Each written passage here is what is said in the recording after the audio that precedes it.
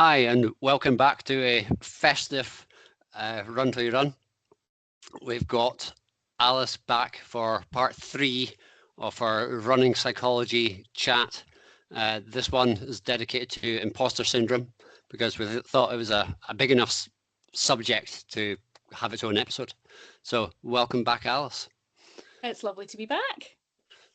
Thanks for joining us, Alice, and coming back on.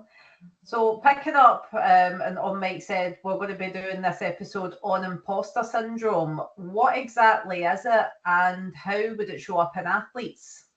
So imposter syndrome's a really interesting kind of psychological phenomenon. It's not a diagnosable condition, so you're not going to find it in like the DSM that we use to diagnose psychological conditions. However, it is a repeated pattern of behaviours that we see in people that has quite a significant impact on people's lives and how they think. Essentially, what it is it's like a persistent self-doubt or a fear of being found out, that you're not able to do something, or that other people are better than you, or that you're just winging it. Usually, even when there's loads of evidence to say the opposite of that. So when we start talking about this idea of imposter syndrome, it's not the same as not being good at something. And I think that's a really important distinction to make as a starting point. Like, being an imposter and being a beginner are not the same thing. So if you've just started something out and you go, oh, I'm really terrible at this, that's not imposter syndrome. That's called not having had enough experience to develop skill in that thing.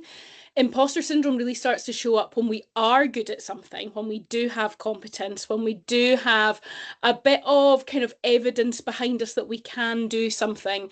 But when we show up, we still feel like a fraud, or like everybody else around us knows more than we do, or that they're going to think that you're a fake or a phony, essentially. Does that make sense? Yeah. Yep. And relating that to yourself, you're obviously know what you're talking about because that's why we invited you on. Have you ever felt an imposter in your field?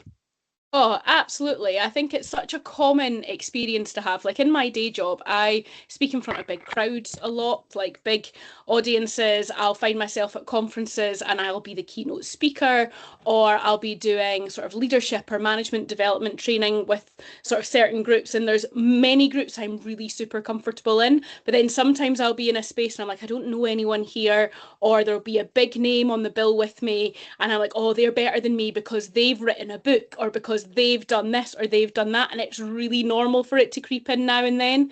I think these days, because of my job, I've been able to kind of take that step back and say, no, that's just a little bit of that creeping in. You've got plenty of evidence to kind of back yourself and not let it hold me back in those sort of situations. But I'd say the place where I most intensely felt it recently was actually in a gymnastics setting, because if you've listened to the previous episode, you'll know my sport is gymnastics.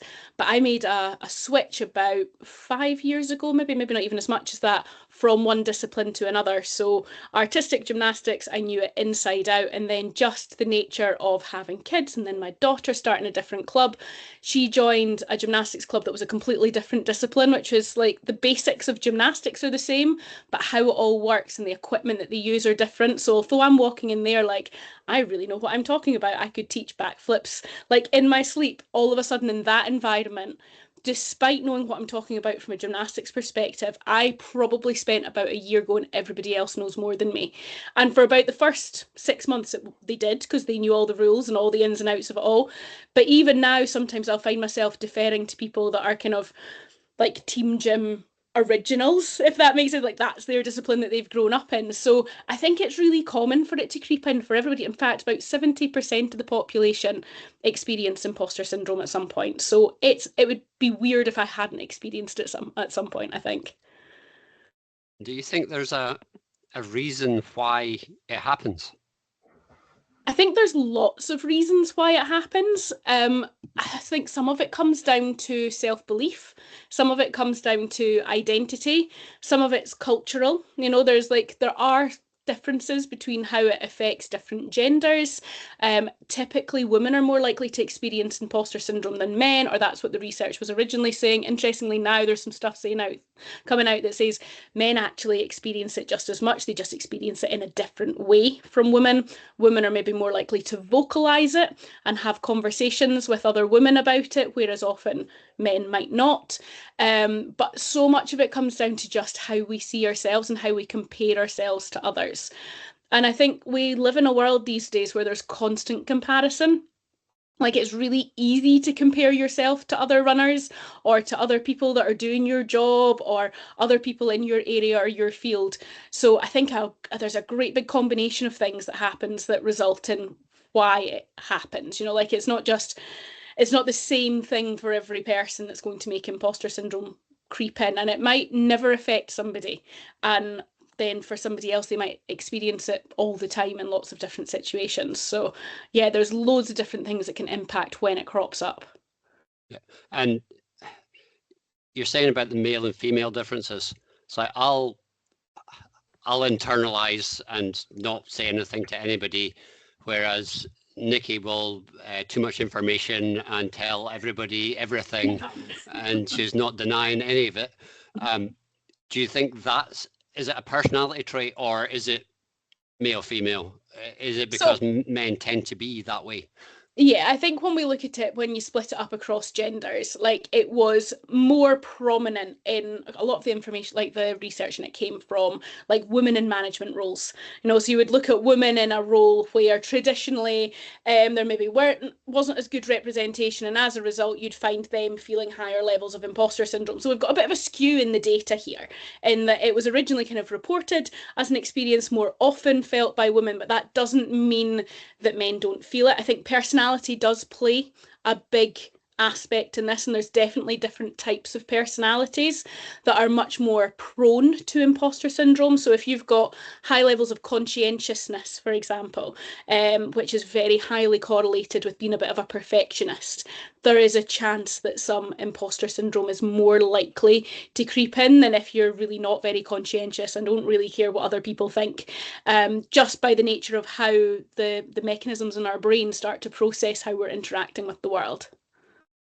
Do you think, like, as I've got older, I've kind of thought, I don't care if people think that, whereas when I was younger, I don't know if it was that imposter syndrome or what, but yeah, is it an age-related thing?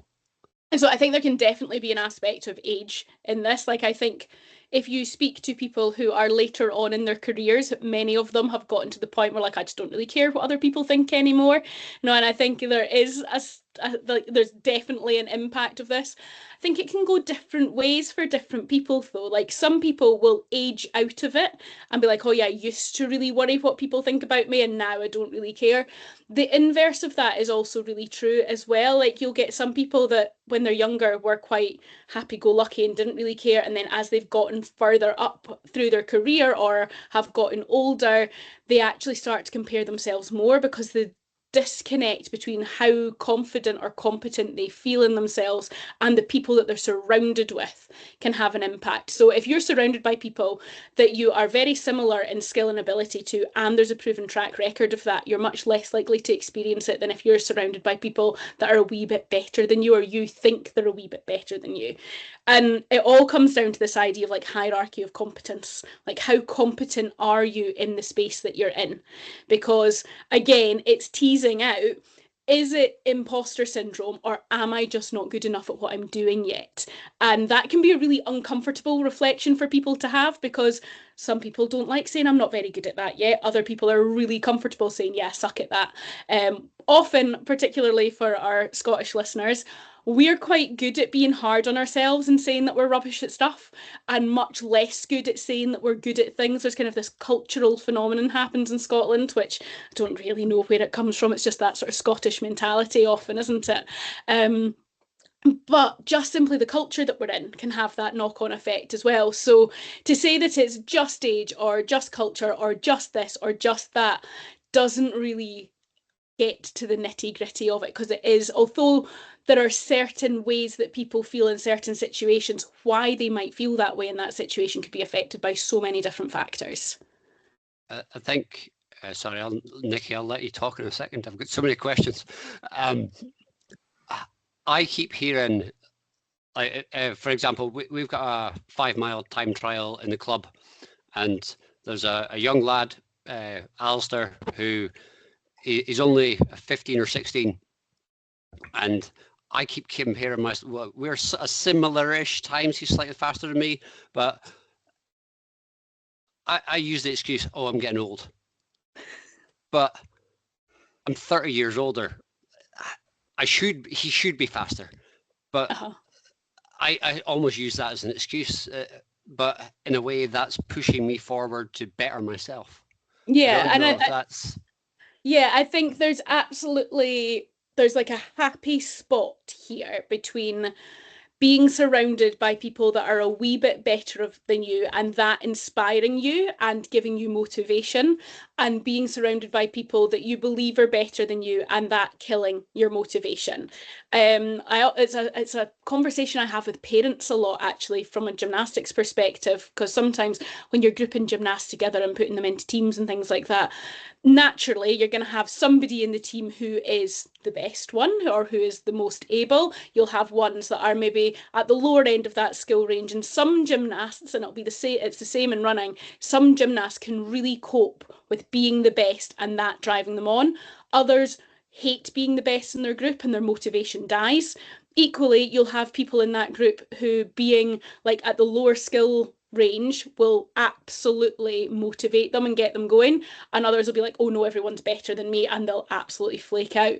That translates directly into any other sport. So you can obviously use age as a yes, the younger runner should be better than you because they're younger and they're quicker and they're whatever, but having that comparator, you take the other aspects out of it, right? It's not really about age, it's about speed at that point. If you're using that in a positive way to motivate yourself, then that's really, really useful. If you're looking at that and thinking, oh no, that's terrible, I'm a terrible runner, they're so much better than me, I don't deserve my place on the start line, why should I even bother turning up to training, why should I do this, why should I do that, then we get that negative downward spiral. And it's being able to recognize and interrupt that thought process that is quite important in terms of combating imposter syndrome.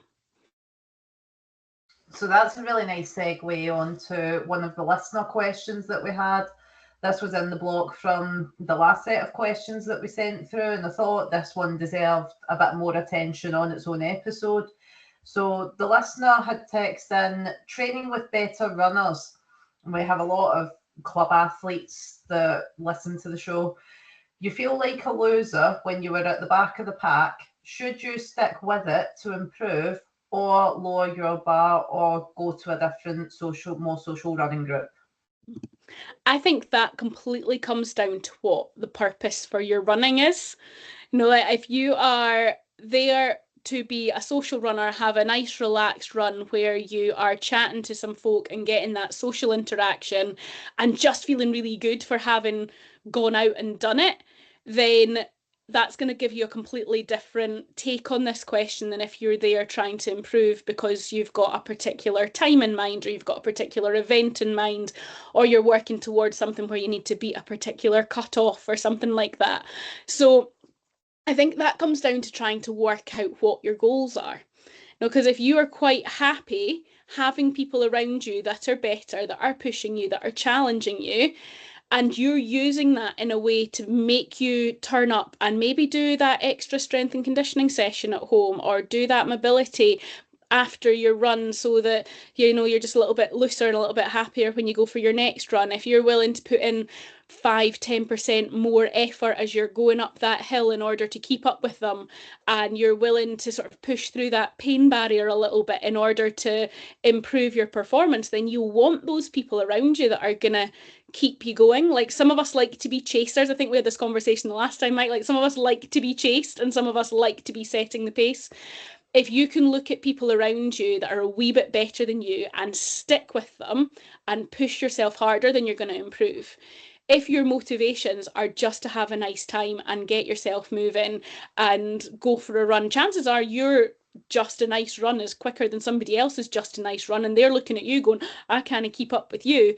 So I think so much of that comes down to motivation and what you're trying to get out of it. And if you can work out what you're trying to get out of it, then that's a really useful place. The thing that we want to try and remove here is what we call like a shame trigger. It's like, they're better than me, therefore I'm not good enough. Not they're better than me, so I want to work harder. The difference here isn't really in fitness, it's more an interpretation of what's happening. And what can really help with this, like if you are wanting to get faster, then training with faster runners can really help you to improve your pacing and efficiency. It can help you kind of challenge your own perceived norm of what's possible.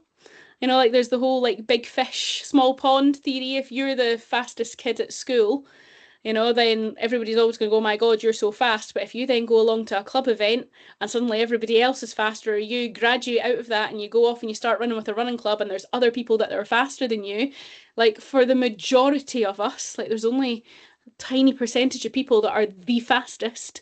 For the majority of us, we can always find something to challenge our perception of what good is and what great is and what fast is.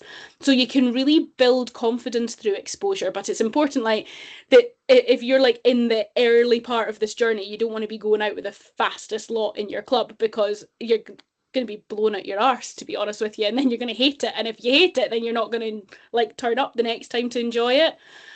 When this is more harmful, I guess, is when it starts to become counterproductive to your motivation. So if you're constantly feeling judged, you know, if you feel like, and they probably aren't, because I'm brand new information for you, most people really don't give a crap what you're doing. Like, I mean that in the nicest possible way, but like we spend so much of our time in this comparison zone on Strava or on Instagram or whatever after our runs, where we post it and we want kudos and we want this. Generally, people don't give a toss. Like they might go, oh, that's nice, you had a wee run. There's very few people that are going in through your stats going, oh, you were 3 seconds slower than you were the last time. Like nobody cares. But if we get that internal judgment of, I feel like I'm being judged by other people, or I feel like I'm invisible, you know, like other people don't see me or like understand where I'm coming from or whatever's going on, that can have a direct impact on your self-worth, because your self-worth can start to become tied to your position in the pack. Like, are you a front runner? Are you the middle of the pack? Are you the back of the pack? And if you get to a point where you're dreading sessions, then that's when you go and look for another team or another group to run with, because anything like this, even if you are like at the top of your game and you're going and doing things that you've never done before, it should still be enjoyable. You know, like it should be hard and it should push and it should be challenging and there should be bits that you're hating it, but you shouldn't hate the idea of going and doing the session, because it's normal to have the odd session like that. But if that starts to really erode your confidence, then it's probably time to find a different group of people to run with. So again, it comes down to your motivation, and there's no one size fits all answer for that, but hopefully that gives people something to kind of think, what are my goals, what are my motivations, how do I react when other people around me are better than me at something? Does that power me on or does that affect my confidence? And from there you can start making your own judgments. It's related to something that I've said to a few people, that don't get arrogant about it. Like, although you're thinking you're not good enough, there are people out there that think that they are the best. And the truth is, there's always going to be somebody better than you. Look at Killian went out and set the Bob Graham a few years ago, and he was the best in the world. And then the American guy, Jack, I can't remember his last name, came along and beat it by half an hour. So you are the best in the world, but you're not. Yeah, it's what makes it interesting though, isn't it? Like, can you imagine if we were still all running at the same pace that people were in the 50s? You know, it's like, I always often compare it to like Formula One. Like if Formula One today, I don't know if you're into Formula One or not, but like Formula One today, like the quickest pit stop's like less than 2 seconds. Like, it's unbelievable. Can you imagine if Quick Fit could change your tires that fast? It would be phenomenal, new industry standard. But if you compare a pit stop today to a pit stop in like the 50s, like there's this amazing bit of footage where the commentator is literally like, oh my goodness, this is the quickest pit stop I've ever seen. The driver's not even going to have time to finish his cup of tea before he has to get back in the car. You know, like if they'd gone, yeah, that's the fastest pit stop, I didn't have time for a cup of tea, compared to today, like things are meant to improve and change. And I think at some point we will find, like I think every time we think we've found this is the maximum human capability, someone else comes along and improves on it. You know, so there's a very tiny percentage of people who are ever going to actually be the best, and even then they're only going to be the best for a little while. So sometimes we just need to put that facade down and say, I'm here to be the best for me today, not the best in the world. You know, I'm here to be the best for me. And the next question on our list was, I'm going to relate it to something. When I did my first marathon, I was 4:23, I think, and I got told to be a real runner, 4 hours is your target. You've got to do a 4-hour marathon. No, you don't. No, you don't. Why do people even say that?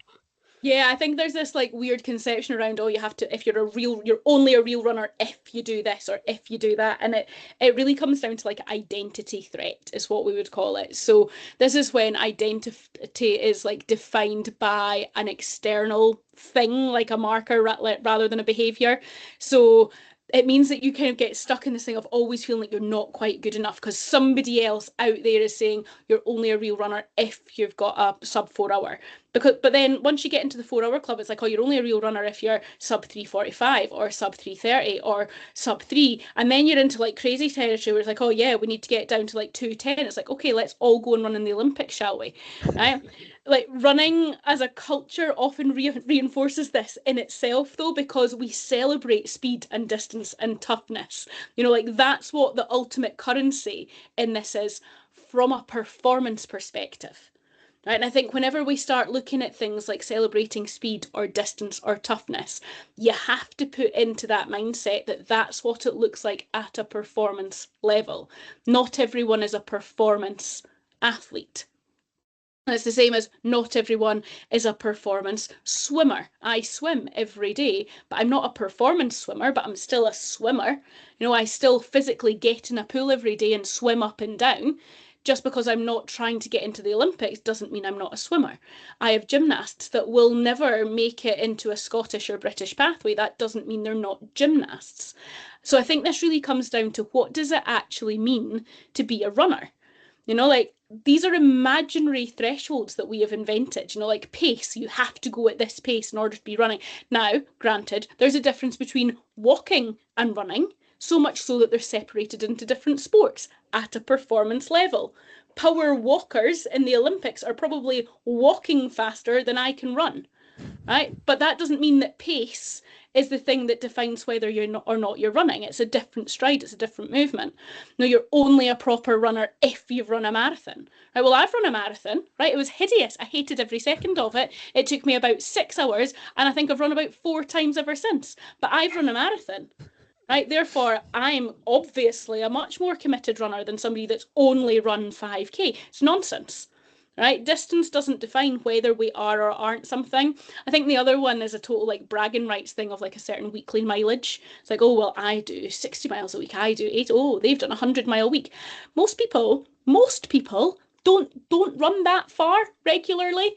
You know, like sometimes if you're like a 5K runner, you're not doing 100-mile weeks. If you're a 100-meter sprinter, I listened to your episode with the sprinter. That was absolutely brilliant. And listen, it's like she's going, yeah, I don't really run that far very often. I'll maybe run 20 meters at a time. Brilliant, right? And then you go, is she not a real runner because she's not running a marathon? No, it's utter nonsense. I think it's something that we just need to step away from and realise that so many of these "you're not a real something unless" are total social constructs, and it usually comes from somebody else's need to improve their own kind of sense of self or sense of identity. And I think really we just need to get back to the fact that if you run, then you're a runner. Everything else is just marketing. Yeah.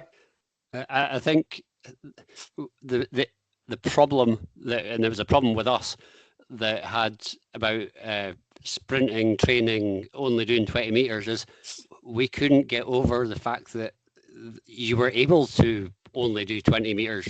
It's like, I wish I could do that and still improve. Yeah. Well, I obviously live in a gymnastics world. The longest I ever ran before I decided to do a little bit of running as an adult was 17 meters up to a vault. We would have entire sessions where all we did was focus on the first few meters of that. And then we'd have other sessions where we'd focus on only the next 5 meters of that. And then we'd have another session where we'd focus on the takeoff. Running means so many different things in so many different contexts. So yeah, absolutely. I think the context that you're in and who you surround yourself with probably changes the definitions a little bit as well. And the next question that we have on the set is, how do Strava and social media data exacerbate the feeling that we are faking it? This is a great question because my psychology background means that I love data, data and statistics. If you told me that at high school that I would enjoy statistics or anything that involved numbers, I would have laughed in your face. But as soon as I got into the depths of my psychology degree and they're like, right, now we're going to do some real hard statistics, I was like, what are you talking about? And then I had this brilliant professor that just said, well, statistics and data are just numbers' ways of telling a story, and that always really stuck with me. But as a result, one of the things that we assume is that data is objective and complete even when it's not, right? And this is where Strava is brilliant, it's just been Strava wrapped, right? Or is that what it's called? I don't even know what it's the whatever it is, your year in Strava or whatever it is. I got one from my Monzo bank account, and let's just say me and my relationship with Greg's needs to change. And I'm just going to put it out there, the only reason I ever go to Greg's is because Monzo gives me a free coffee. So it's Monzo's fault. It's Monzo's fault, absolutely. But you look at these things and you make interpretations of it. You get your year wrapped in Strava or on Spotify or on whatever, and it's all based on data. And people are so I love it when people are like, oh my God, they got me just right. It's of course they did. They're literally using your data to tell you what you are like. I think Ross's year in Amazon Music or whatever it is went, oh yeah, this is the 19th year in a row you've exclusively listened to Blink-182. Yeah, that's because that's all you listen to. Of course, that's what it's going to tell you. But then we have to think about this in the context of being a human being.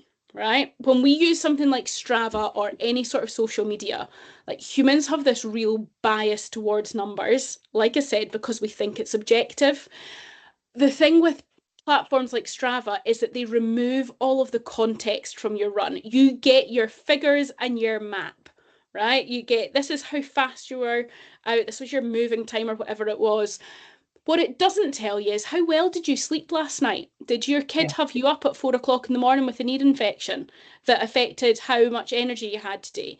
It doesn't say, oh, you had a really hard week at work this week. You're dealing with multiple stresses left, right and centre. Strava doesn't tell you that you've got a niggle in your knee. It doesn't tell you that your hip or your groin is bothering you. It doesn't say, oh yeah, that it was really slippy today. It was really boggy or it was really slippy. It doesn't tell you that there was a gale force wind as you were heading up that bit where you're normally much faster, but the wind was against you today. And because of that, it's reduced to something in its most simplistic form, and we celebrate it and we want to share it because we want people to know that we're out there. And for some people, it is a brilliant accountability tool. Some people absolutely need it. In order to be I put it on Strava, people that give me kudos usually recognise if I have done this, that gives me a dopamine hit, that makes me feel good, but I also have that external accountability that somebody else has seen me do something. The flip side of that is that it means that we're also comparing what we have done to what someone else has done. So you'll get some people that will put everything that they do on Strava. You'll get some people that put nothing that they do on Strava. But if you're putting everything on, then you're probably looking and seeing what everyone else is doing all the time. And if everybody else has just done a 10K and you've done a 3K, or has done a strength session and you've done something else or haven't done anything at all, we start to get into this cycle where it really starts to lower our self-esteem because you've got constant comparison out there. Now, it can be useful as well if we use it well. It's the same as that better runner, lower runner group question from earlier on. The differences with the social media effect is you don't always have control over what you see. Now, if you go along to a particular running group, then you are choosing to go and be surrounded by those people. And if you've been going regularly, you know who's likely to be there. If you open up Strava and you follow loads of people, you don't have control over what you're going to see. So that self-esteem can be affected more directly. And as a result, you can get increased perfectionism. I think I covered perfectionism on the last podcast a little bit. There's those different types of perfectionism, but the one that can really be affected here is either that internal perfectionism of I want to be the best at this. I've got really high standards and expectations, and if I don't meet that expectation, then I feel like I have failed in some way. The other one that can creep in here is that kind of social or cultural expectation. If you're normally a really good, strong runner, but you've maybe got a bit of a niggle or you've hurt yourself, you're like, oh no, other people expect me to be running this distance or that distance. So it can kind of sometimes force you back into training sooner than you should, you know, because we're like, I need to keep up this facade of what other people think of me. It also reduces intrinsic motivation. Now, when we are being motivated by whether or not someone else gives us kudos or whether or not somebody else sees how far we've run, we're not relying on our own internal desire to do the thing anymore. And there's a real difference between the impact of intrinsic motivation in terms of how motivated I am to do something because I want to do it, and how motivated I am because I want the reward. In this case, that's the dopamine hit of other people going, oh, well done, you did well. Now, like I put it in the kind of like getting your kids to tidy their bedroom stage, right? I have two very different kids. One of them will quite happily go and tidy her bedroom because she likes to know where things are. She doesn't really like mess. She gets that from her father, not from me. The other child is like, it's honestly like they put me in a photocopier and another one came out, but he's a boy, right? And my God, getting that child to tidy his room. In fact, that's what he's meant to be doing right now. We'll see if that's transpired by the time we finish up today. I would put money on the fact that it won't have. Getting him to tidy his room because he wants to is not a brain pathway that exists in his head. He needs the carrot. You know, he needs the, if you tidy your room, X will be the reward, whether it's you get to play Roblox or you get to do this or you get to do that, you know, whatever it is that's working for him at the time. But that intrinsic motivation, like I could say 9 times out of 10, walking into either of my kids' rooms, the intrinsically motivated one's bedroom is going to be tidier because she wants it to be tidier. Right? Doesn't matter how much I moan at the other one, it's not going to have the same effect. It's the same with your motivation. If you really want to do something, your intrinsic motivation is so much more important in helping you build consistent routines than doing it for someone else or doing it because of something else. It's why people that become like charity runners, you know, when we go and we run a marathon, like that's literally what I did. I ran a marathon for a good cause. I needed the extrinsic motivation of I'm doing this to raise money for a charity that is really close to my heart. Did I continue running afterwards? Hell no, I did not, right? Because I wasn't running for me because I wanted to. I was running because I was raising money for a charity. Do I get up every morning and swim? Yes. Is anyone paying me to do that? Am I raising money? No, absolutely not. I do it because that is my little space that I go and do my thing. So when we look at this idea of Strava, it can be really useful. It's a nice way to document. It's a nice way to get to the end of the year and go, oh gosh, look how well I have done. The problem really starts to creep in when we rely on that feedback from other people to tell us that we've done a good job. It's that external validation. And you also find that people aren't running for the experience or for their own well-being, but they're running as like, you'd call it like performance visibility. It's like, look at me, look at what I did. So Strava really takes what could be very private practice into a public performance. So yes, like this is not me being judgy of Strava. I know that you guys really live for Strava. I know that like some people love it more than others, right? But if you're struggling with imposter syndrome, try just running without it. You know, the whole if it's not on Strava, it doesn't count. Take your watch off. Just go for a run, right? Did you really not run it? Tell your legs that. Yeah. Yeah, I'm going to say, are you in pain? Yeah. Are you a bit sweaty? I think you ran it. So, yeah, I would just encourage people to track their effort and consistency or their intention rather than just treating your pace as like a moral judgment. And even if you can't bring yourself to not post to Strava, you don't have to share it with everybody. You can make your account private. Yeah. Good examples of that are previous guest Rob Sinclair, West Ham Wave record holder. He doesn't post to Strava. And there's actually somebody who I won't name told him he was cheating because he wasn't letting everybody else see what he was doing. It's like, no, he's not. No, it's not. Yeah. You can see what he's doing in the race. Yeah. That's it. Everything else is his own business. And and another one, I've got 40 odd people, friend requests, follow requests, whatever you call them in Strava. Am I benefiting from them seeing my data? No, I'm not. So unless I actually know you or I'm in the right mood on the day, I probably haven't accepted your request. Sorry. Don't take offense from it. And I think you like one of the things that you just said there, it's your data. Like Strava's an excellent way to track your data and monitor your running, but you do not have to share that data with anyone else. Yeah. If I was benefiting from it, I don't mind you seeing it. And thing is, some people will. Like some people will benefit from that, and some people enjoy it, and some people take some motivation from it. But the second it starts to impact on your well-being, then it's not helping, it's hindering. And similar topic for the next question was some people put titles on their runs, like I ran with such and such, that's why I was slow. I only did 3 miles because of. Is there a reason why people need to justify it? Is it justifying it to others? Are they justifying it to themselves? Oh, it's a combination of it all. It's what I'd call like self-handicapping. It's something I talk about a lot with business clients that I work with. Like a phrase that comes out of my mouth almost every week is, can you stop kneecapping your own sentences? Now, if you're in a business situation and you're trying to get a point across and we say, oh, I was just thinking, or a kind of this, or it's like it's softening something in a way, and as a result it's making you be taken less seriously. Like I only ran 3 miles is the running version of kneecapping yourself. It's like you're basically trying to protect yourself from imagined criticism.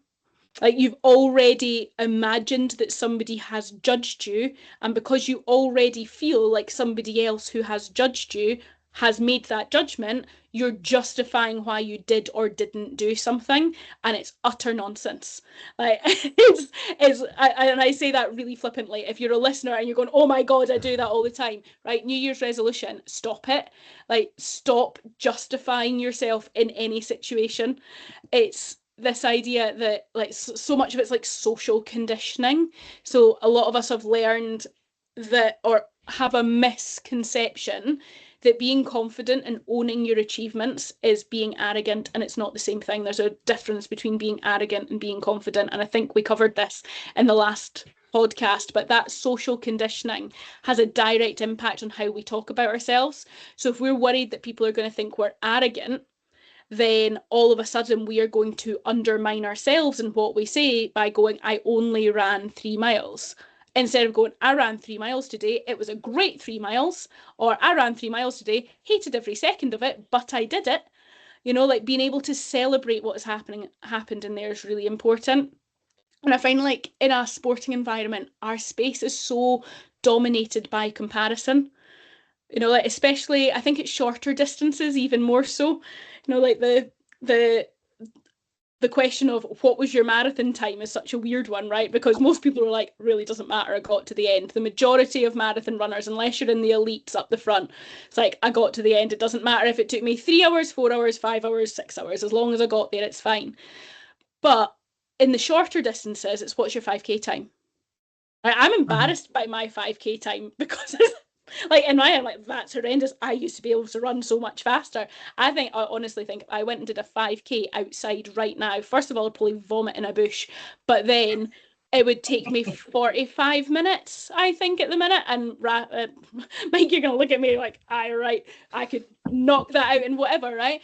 But you're also probably not, right? Like that's me going, I think Mike's going to think that's a terrible time. Have I done a 24-minute 5K on a treadmill on a very good day? Yes, I have. Does that day define me? Is that 24-minute 5K more important than just getting out and doing it? Absolutely not. You know, like there's going to be days where you can knock it out the park. There's going to be other days where you're like, nah, not today. Like I think we've all had that run where we're like, I've battled through that I don't want to today. Like, and you get yourself out there, and even once you're out there, you're like, I actually don't want to do this. Like, I actually don't want to do this. This doesn't feel good. It doesn't feel right. I'm tired, or I'm grumpy, or I can't be bothered. And 9 times out of 10, once you get past the motivation hurdle, you'll get out and you'll go and do it, and you'll go, I feel great after that. But there's other times where our body just says, no, not today. And often we need to be able to listen to that because that's really important as well. But if you come home and then you put on Strava, oh, I only ran 20 minutes, you know, because you're basically beating yourself up because you didn't do what you thought you should, then you're getting in your own way and it's not helpful. You know, so this social conditioning is a big part of it. And I think the titling of the runs as well, as Mike mentioned at the start of the question, works the other way, because I've been out with incredible runners that it is total pinch me moments, and I'm like, oh, if it's on Strava, make sure you say you ran with me, because I don't want people judging you. And it is I'm being genuinely sincere when I say that. It's like, just tell them you were with me. I don't want them thinking you're injured or something. But I think that's the thing, like owning the title is not about claiming superiority, you know, it's just acknowledging something without any sort of apology. Like you can own that title of that race without it being like, oh, it's my fault you went slow today. It does work the other way sometimes. Weirdly, I don't know what my 5K time is, but I could tell you what my park run time is, even though they're exactly the same thing. But it's different measurements, I guess. I don't know, even though they're the same thing. No, sometimes like I'll put that I did park run with Flora, but it's not that I'm saying I'm writing that because it was slow. I'm proud of what she did. Yeah. So. Yeah, I think Ross is the same with Erin. You know, like they'll quite often go and do park run, and I think just using running as a way of getting other people active is beautiful. You know, I love to see other people going out and just running as a group as well. And like if you're out doing a social run, whether it's park run, whether it's something else, it's not about the time in that environment. It's about that social connection, which is like so many people run because it gives them a community to run with, and that's just as important as how long it takes you to get from A to B. I think park run, I think the whole ethos behind it is it's a community, and it's not a race, as they say in the briefing at the start. It is about getting people out there to just do it. Yeah. Can I just say, Mike, see if I ever win one? It is absolutely a race, and I have won it. I'm not joking. I've never won one, so there you go. It's a race at that point.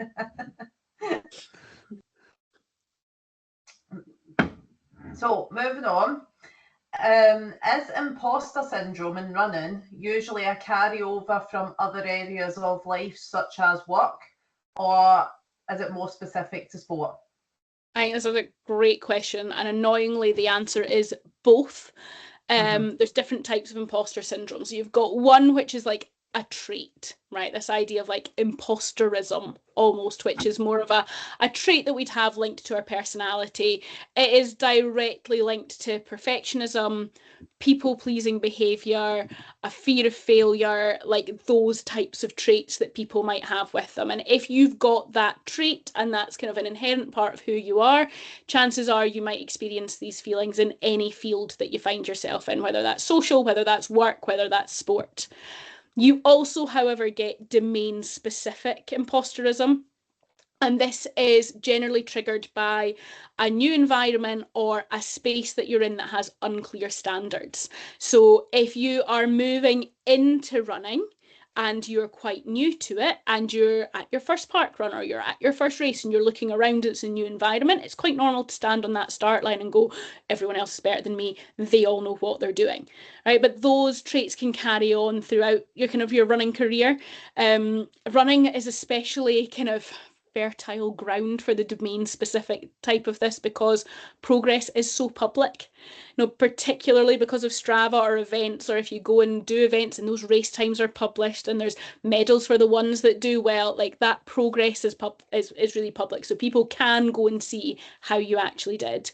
Coming back to something that we spoke about already, like we have that constant comparison. So within sport, you have that direct comparator all the time. You might not always have that in a work-related environment, or you might, kind of depends what you do for a day job, I guess. And I think within running, success is so loosely defined that it's really difficult to know if you're doing well or not. Like getting to the end of a run and going, that felt good today, for many people is the kind of, yes, I did well today. If you then go and pour through the data and you go, well, that split was shorter or longer than this one or that previous race or this or that, like you start creating your own comparator, but there is no correct 5K time. There is no correct marathon time. It is as long as it takes. Like in show jumping, right, or in cross country, right? My daughter's into horses, so this is where this is coming from. On a cross country course, there is I can't remember exactly what it's called, like an expected or a desirable time. And if you are too quick, you get penalised, right? If you get around a course too fast, then you lose points, basically. And then it's the person that's closest to that time or just below it, not just over it, that will win.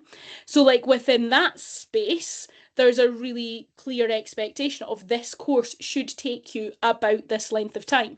Same with golf, right? There's like I'm going to say a par on each. I can tell why on earth did I choose to speak about this sport that I know nothing about. But like each hole has like an expected number of shots. So you've got something of really good golfers can do this in 3 shots. I took 27. I'm probably not that good at golf, right? You've got that direct comparison. And yes, you've got, like, if you go and do the West Highland Way, yes, the winner did it in X time, whatever it is. Or yeah, you go to UTMB, it took this length of time. But that's not a realistic prediction for the majority of people that are on the start line. You look at the spine, like Ross is doing the spine in a few weeks. It's the main topic of conversation in our house, mainly from him. I just sit and nod along, but I don't know how long that's going to take him. He's not going to do it in 4 days. I don't know. He might. I doubt it if he gets a helicopter from one point to another, right? But I'm looking at that going, I have no idea how long it's going to take you to run that, because but if you got perfect weather and it was nice and dry underfoot the whole time, it's going to be a completely different race to if it's a blizzard and is horrendous out there.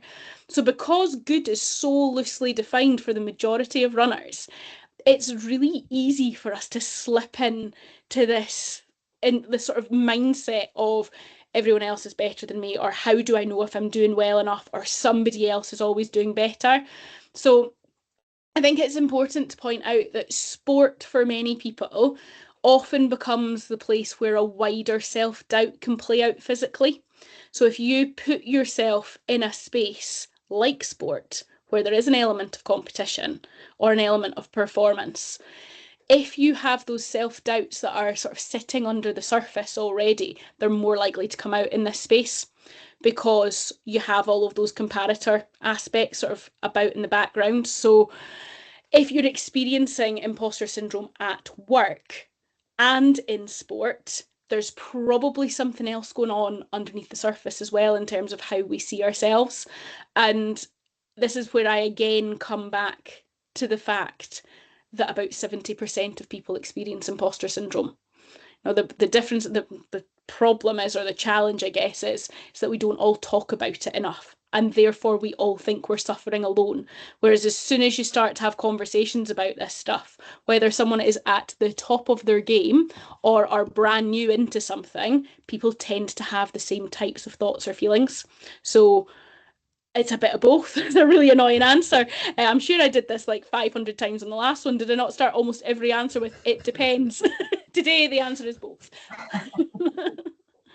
Well, no offense to Ross, but if he does it in under 4 days, kudos to him. See, I don't even know if that's realistic because I don't really listen when he's talking about it. Like, so I shouldn't bother taking the end of the week off work. Is that what you're telling me, Mike? Aim for the Saturday. Yeah, probably. Saturday, that's fine. That doesn't mess with my work life. That's brilliant. But that doesn't make it any less of an achievement.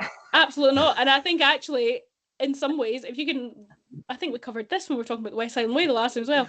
I think the people that are coming in towards the tail end of those races are the ones that deserve like actual trophies. If you've been out there for a week, my goodness, I can't imagine the trauma that that people experience being out there for that length of time. So, yeah. Right. Next question Nikki wrote was, if you're looking at your Belkin curve graph, whatever you want to call it, yes, Nikki, I do know what that is. What personality types are more prone to long distance running or imposter syndrome, or a combination of both? Or a combination of both. So when you start to look at like endurance athletes, and I've kind of narrowed this down to endurance athletes in particular here because I know that many of your listeners will fall into this category. What they tend to score highly in is conscientiousness. So I think we covered this a little bit earlier on. That desire to do things in a particular way, and that can lead into slightly obsessive or addictive personality types. You will have higher levels of things like diagnosable OCD with people who are very, very highly conscientious. You'll get people who are much more likely to get obsessed with things if they are very highly conscientious. And it's funny, in sport, it's one of the things that is celebrated, in so many other disciplines, being completely obsessed with something. People are like, that's a bit weird. In sport, if you're out there kicking a ball when everybody else in your team has gone to bed, if you're up in the morning getting some extra training in when everybody else is still sleeping, that level of conscientiousness is really celebrated. And that conscientiousness starts to trickle into what we'd call grit, which is that idea of grit and determination. So endurance athletes tend to be much grittier, and that doesn't mean that they've just not washed. It means that they are much more likely to keep trying something even if it's difficult. They're much less likely to give up or throw their toys out the pram or say, I'm not playing. So you generally find high levels of conscientiousness and grit. You'd also generally find high levels of self-discipline, which naturally overlaps with that conscientiousness, but it's that ability to get up and get stuff done even when you don't want to do it. Like the difference between endurance athletes is the ability to get yourself up and go and do something really, really hard, even when you're sore and tired and can't be bothered and it's raining and you're not in the mood and it's dark all the time. If you have got all of those traits, then you are likely to train in a way that allows you to become really good. So we've got some personality traits there that you're more likely to find in running. I think the addictive personality trait is quite a useful one to talk about here as well. We often associate addiction with destructive addictions. We look at things like smoking or alcohol or drug abuse or something like that. You can also find the exact same traits make people very good at something like running. You'll also find huge percentages of the community have maybe found running as an alternative to some other form of addiction. You know, they were going to get addicted to something, and running is one of the healthier addictions. Or they have been addicted to something and have then found running. And because you get that endorphin high, which we spoke about the last time, that then becomes the new addiction. And quite often, if you've got high levels of that trait, because you need to run further to get the same hit, you start getting ultra runners. Right now, that's not me diagnosing all ultra runners there. I want to put a caveat on that, but there is a correlation between that addictive personality trait, that obsessive personality trait, and being really, really good at any sort of sport, because it's part of what makes people great and sort of stick to their training plans. These traits kind of drive consistency and resilience, but they are also shocking news for you all. I don't know if you, I think you might fall off your seats when I say this, are also highly associated with perfectionism. And having covered perfectionism several times and it being really closely related to imposter syndrome, there's a natural link between being a good endurance athlete and having imposter syndrome. You'll also often find like high levels of over-identification with performance, you know, so you get because you want things to be done right, or you want things to be perfect in whatever way you've defined it within your own mind, you then want to perform in a way that aligns with that belief. And again, that can give us that comparison issue there of, in my head, I thought it should be like this, I should have done this time, I didn't do that time, therefore I am a failure. You know, and that starts to trigger that imposter cycle once again. The other thing that you'll often find is that people who are very good at anything, whether it's sport or whatever it is, really find it difficult to rest or switch off, or they have this difficulty of sort of feeling like they've done enough, and as a result they keep training, you know, so they keep on working. So it's annoying, like the traits that make you good at long distance running can also make you really brutal to yourself. You know, so the things that help you perform over here can create all of these barriers in your mind that can make you not see how well you're doing in terms of actual performance. I've got a quote that kind of sums up what you're saying at the start. Most people, when they open up a pair of Innovate, on the back of the shoebox, there'll be a quote, and it's actually by an author called Russell Warren, is obsession is just a word used by the lazy to describe the dedicated. Yeah, absolutely. 100%. There is a diagnosable end of this condition. I'm just going to throw that out there. Like, OCD is a real DS, like when I said earlier on, we don't have an official diagnosis of imposter syndrome. There is an official diagnosis of OCD, obsessive compulsive disorder. It affects about 8% of the population and is characterised by obsessive patterns of behaviour or thought patterns of behaviour that are linked to more negative outcomes for somebody's well-being. So there is a line between the two. But yeah, absolutely. If you are a bit obsessed with something to a point that it's not diagnosable, it's really useful for high performance. So you're saying there that it's linked to negative outcomes, but yeah, in your mind, it's positive, because the more you train, the better you get at it. Yes. So from an OCD perspective, it's usually linked to thinking that something bad is going to happen if you don't do something. So like the classic one people will think of are things like people switching on and off lights repeatedly. And now when that gets to a point where it is diagnosable and is disrupting somebody's ability to go about their life because they cannot move on with their life until they've done that, that's when it starts to have real detrimental impact on your well-being. If you're at a stage where you're like, I'm fairly into this thing and I am a bit of a perfectionist and I want to do really well and I really enjoy it, then it's not at a diagnosable level. So unless you're at a point where you are impaired by your ability, like by your obsession with something, then it's probably not OCD. So if Nikki, you're not going out for your run tomorrow because you're not obsessed by it, but it will hinder your performance in your race later on. So you've got to think about it that way. I think the other thing you can think of is like it can also link into overtraining. Like I think it's probably an important factor to mention is that like that the kind of destructive bit here is the not being able to rest, like thinking that if I am resting, that I'm not good enough or I'm not working hard enough, where we know just looking at our training plans, if you've got a coach or if you look at a downloadable training plan or you've ever Googled it or watched a TikTok video about how to sort of schedule your week, those rest days really matter. So it's this, if we have completely connected our running and our self-worth and our purpose all mushed up together, then we're probably not giving ourselves enough chance to rest. And if you're not resting, then you run the risk of overtraining. And if you're overtraining, then you're going to be depleting your body's energy stores and overstressing your joints and your muscles to a point that will then hinder your training. So like we do, of course, have like exercise addiction you can put in here, where it's like, I must exercise, I must burn off every calorie that I've consumed. That's really closely linked to things like eating disorders or disordered eating, which are kind of the same thing, but of different diagnostic criteria.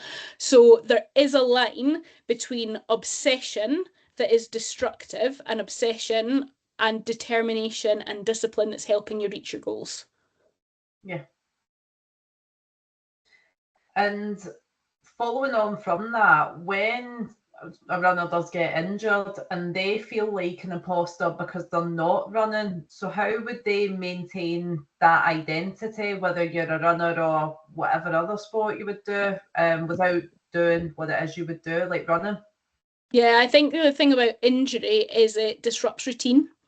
And also for those of us that identify as runners, if you are then injured and you can't run, then one of the biggest challenges that we face is this kind of like behavior dependent environment that we find ourselves in.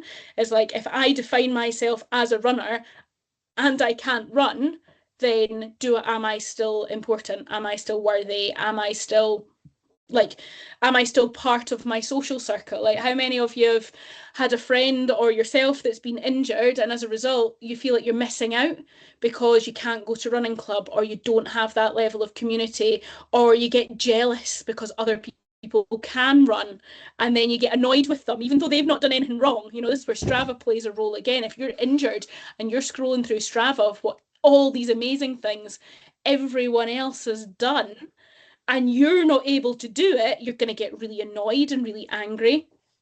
So, like, if you're being threatened by injury, if your like self-worth is being threatened by injury, then this is where we really want to look at the habits that help us have a stable identity that is still related to running. So this is where we look at really intentional rehab, right? So I spend an awful lot of time with gymnasts who are rehabbing, and one of their first things that they want to do is not come to training.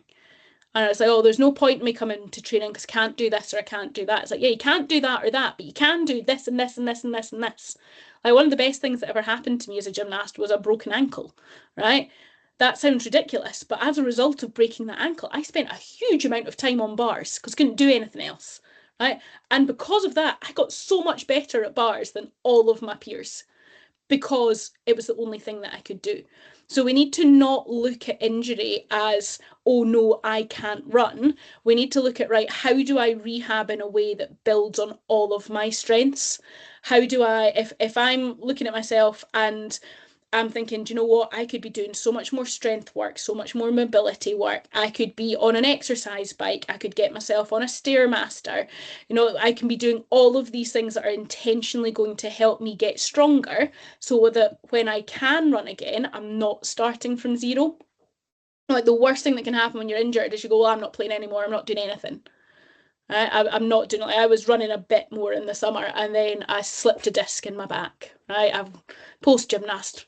Body doesn't work, right? And I can quite honestly say, as soon as I did that, I went, I'm not running again. I'm not doing it. It's every time I run, I'm not doing it. I'm not playing, right? Didn't stop me swimming. You know, and I'll come back to this, like, I like swimming. So why did it stop me running? Because I don't really like it. I do like swimming. So it's this mindset of, if you can't run, what are you doing instead that's going to help you still be a better runner? And it's looking at this thing like, this is a time to maybe build knowledge or make the next plan, or think, well, why did I injure myself? Was it just a freak accident? Did I just go over my ankle? Or was it a freak accident and I did go over my ankle, but I've also not done any ankle stability training at all ever in my running career, therefore my ankles are weaker? Is it something else that's sort of hovering in the background that has resulted in injury? Have you been run down? Are you tired? Is work really stressful? Were you thinking about something else? Was it just a niggle? Like sometimes we look for reasons that we've hurt ourselves. It's like, why does my groin hurt, or why does this hurt? Sometimes when you run a lot, your body just hurts, right? So it's trying to work out what is expected fatigue or discomfort versus injury. And this is where a really good relationship with your physio is important. Like having somebody that knows you and knows your body and can help you stay on track and stay focused. If you're a coached athlete, having that conversation with your coach, like, your coach shouldn't be looking at your injury time as, well, I don't have to make you up any plans. Your coach should be looking at your injury time going, what can you do? Without hurting yourself and without stressing yourself, what can you do? Okay, yes, you've hurt an ankle or a leg or a groin. Are your arms still working? Let's work on your upper body strength. Can we do some mobility? Can we do some yoga? Can we do some sort of cross training? So it's about, if we're physically not able to run, not feeling like we're suddenly not a runner anymore. It's trying to keep that community connection. Like, you might not be able to go on the social run, but could you join them for a coffee afterwards? Can you go and be the volunteer at the event that they're all running at that you were meant to be part of? You still get your community part there. Can you get stuck in somewhere else? Can you go along to park run? Can you still embed yourself in that space so that you don't feel completely disconnected from it? Because there's nothing worse than injuring yourself and then just cutting yourself off from society because of it. It can have really, because then you're not just losing the running, like the well-being part of running, you're losing the connection part of it as well. So yeah, it is difficult, and it's hard to keep yourself motivated if you're injured. But I would always look at it of not what can't you do, but what can you do? How do we work around it? And so, sorry to bring up that Ross is doing the spine, but when he completes it, not if, when he completes it, on day 5.5 to 6. Sorry, Ross. I'm joking. Having done the massive goal, because it is a great achievement, and we're all thinking, wow, that's fantastic. Some people, they've got this sort of, I shouldn't have been able to do that. I should have done better, maybe. Talk a bit about that. Yeah, it's like, it's really normal. After this is weird, we were talking about this on our dog walk earlier today. It's really normal to have the come down afterwards and be prepared for it, right? You're going to get the high that you get. You might not, this is the other thing, you might not get the high on the finish line, right? And I think people think you're going to get across that finish line and you're going to be like, yes, that's the best thing ever. For some people, yes, you're going to get across the finish line and you're going to have the high. For others, they're going to be so burst that they're barely even with it enough to really experience it. Or I remember the first time Ross did the West Highland Way, I think it was about a day and a half later, like actually Ross reappeared rather than like this weird trance that he'd been in for the last part of the race. Sort of reappeared and went, oh my God, I did that, right? But after the high comes a low. Like, the reason that we have highs and lows is because our emotions flex and change. It's really normal after any big success, whether that's a sporting success or a major life event, that you have a come down afterwards. It happens after people graduate, like university. It happens after people get married. It happens after people have children. Like, these big highs in our lives, which are wonderful, and we look back and we go, that was the best day of my life, are often followed by massive dips. And a huge amount of it is because you used everything, like all the adrenaline is gone, all the cortisol is gone, and you're just like, oh my God, and there's an exhaustion and fatigue that comes with it. But then there's also this sort of thought process of, was that a fluke? You know, would I be able to do it again? Could I do it better? Have I now raised the expectations of everybody else faster than my confidence can keep up with it? You know, I always think, Ross is going to kill me for this. I think after Ross's first backyard, there was a little bit of this. Like, he had a brilliant run with his first backyard, and he did so well, and afterwards he's like, oh no, I've set the bar for myself now. And he's struggled a bit with ankle injuries and fatigue and darkness and stuff when he's gone back to redo those races.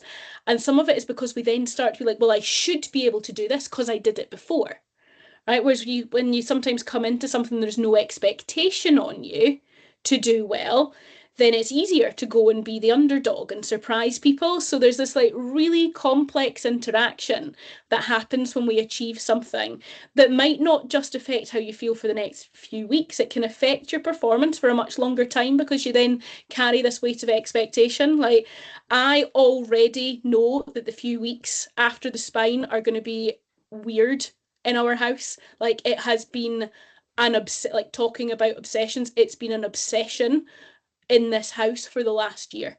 Like, from the second Ross found out that he had got the place, and that to the stuff that comes along with it, like the endless kit list. Like, me and my daughter were away in England, in London this weekend at something, and I was like sending him photos of everything we were doing, and he was sending me photos of his kit laid out on the bed, and I'm like, you're such a loser. I'm like, oh, what are you doing? It's like, why? But for him, he needed to go and like lay all of that out and make sure that he knew what it was. It would be really naive of me to think that regardless of how the spine goes, whether it goes brilliantly or it ends another way, which I'm not prepared to say out loud because he will make it to the end, but whether it does or it doesn't, I think there's going to be the same come down afterwards. I think if he wasn't to make it to the end, I think I'll be living with a bear with a sore head for a little while. You know, it's because you have that dip. I think if he absolutely smashes all expectations, I'll be living with a bear with a sore head for a little while, because you're drained after you do something like that. It's been all you think about. If you work towards a major goal, whether it's a spine, whether it's your first 10K, whether it's whatever it is, right? As soon as you achieve that goal, your brain then goes, and what now? Right? It's not even necessarily and what next. It's like, my life has been about this thing for this period of time. I haven't thought about anything else. I don't know what to think about now. No, I don't know how to have conversations that aren't about this thing. So it's really, really normal for you to have that dip afterwards. And it can make imposter syndrome feel worse, especially if you do well. You know, because you often, if you go and do well at something, you go, oh my God, how did I do that? Can I do it again? And I think you really need a period of reflection afterwards in order to just ground yourself. And you hear this with all sorts of like people who are at the top of their game. You know, they go and they surround themselves with people who know them well, who knew them before. You know, you see this with people who go off and make loads of money and something. Like, random example, Ed Sheeran, right? Ed Sheeran always talks about the fact how important a little social circle that he's had since he was at school were. Now, if you watch the Taylor Swift documentary, right, which I'm sure you all have, but there's this bit where she is talking about the fact that she's got people with her on that last tour that she's had with her since she was 16 years old. You know, it's having people around you that keep you grounded and that see you as more than just a runner, or however you identify yourself as. Because, like, see, when Ross comes back from the spine, he is a husband and a father and a dog walker, and he's got clients that he needs to do their training plans for, and he's got stuff that he needs to do, and we've got holidays to plan, and we've got this to do and that to do. You know, like, running is part of who he is. It's not who he is. And if you think about yourselves, like, running can be a massive, important part of your life.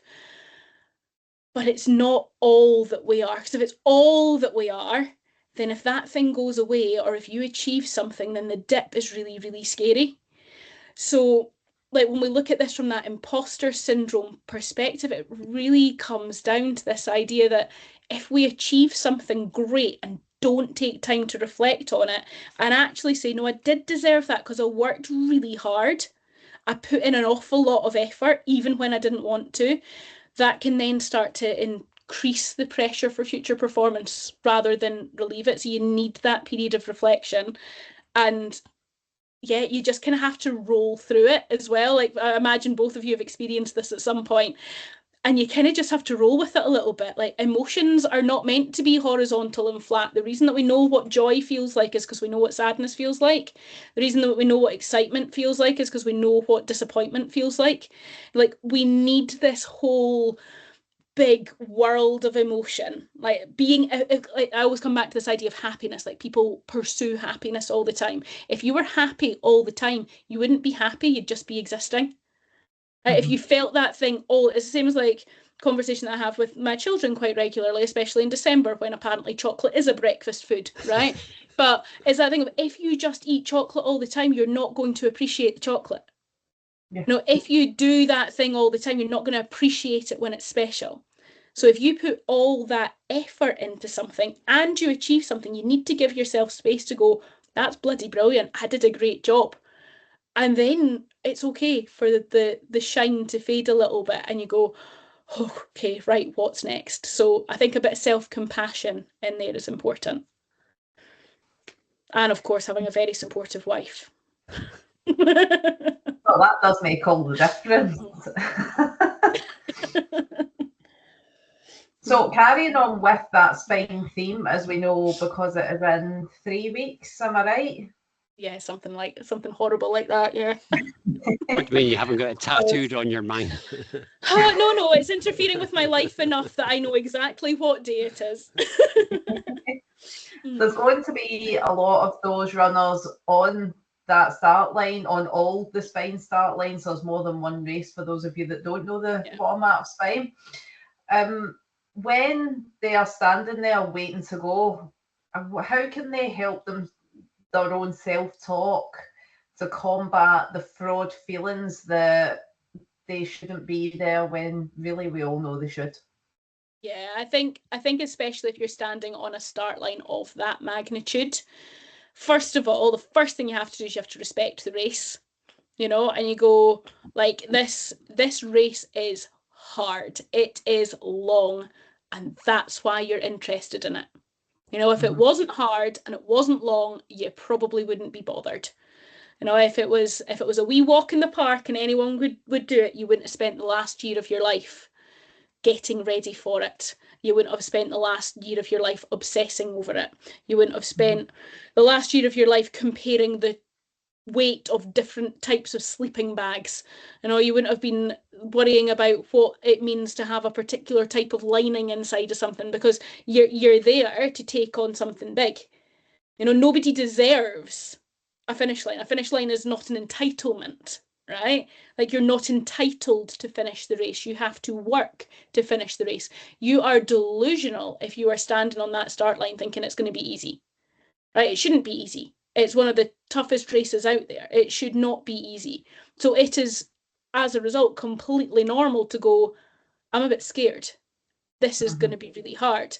I don't know if I can do this. Even if you've done it before, you might be going, I don't know if I can do this again. Or if you've done it before and it didn't go well, you might be going, I didn't do this the last time. So I think the first thing that we can start to do is start to create a bit of space between you and your thoughts. And you can predict a huge number of the thoughts that you're going to have before you get there, because you're already having them. It is unlikely that any of these thoughts are going to appear by magic 3 or 4 days into this race. There's going to be doubts that have been in your head since the very beginning of this. And this can sound weird, but write them down. Like, whatever all of those doubts are, all of those worries are, that are just floating about in the back of your head, that are waking you up in the middle of the night, that are creeping in when you're doing that run, go and write them down and put them on paper and really look at them. Because if they're just in our heads, they're really hard to grab hold of. But as soon as they are real and out in the world, you can look at it and you can go, right, is this legitimate or not? And there will be some worries that you have that once you write them down, you go, that's total nonsense. Why am I worried about that? right? There'll be other ones that you look at and you go, yeah, that one could happen. This thing could go wrong. That is a possibility. And then you go, cool, if that does happen, what am I going to do? Right? And it's like self-talk is not, we're going to be great guys, everything's going to be wonderful, right? That's called denial, right? That's not the same thing as positive self-talk. Positive self-talk is, this is really hard, but we're going to work our way through it. Or, I'm not feeling great right now. What can I do to help myself feel better? What are the things that work for me? Do I need to stop and have something to eat?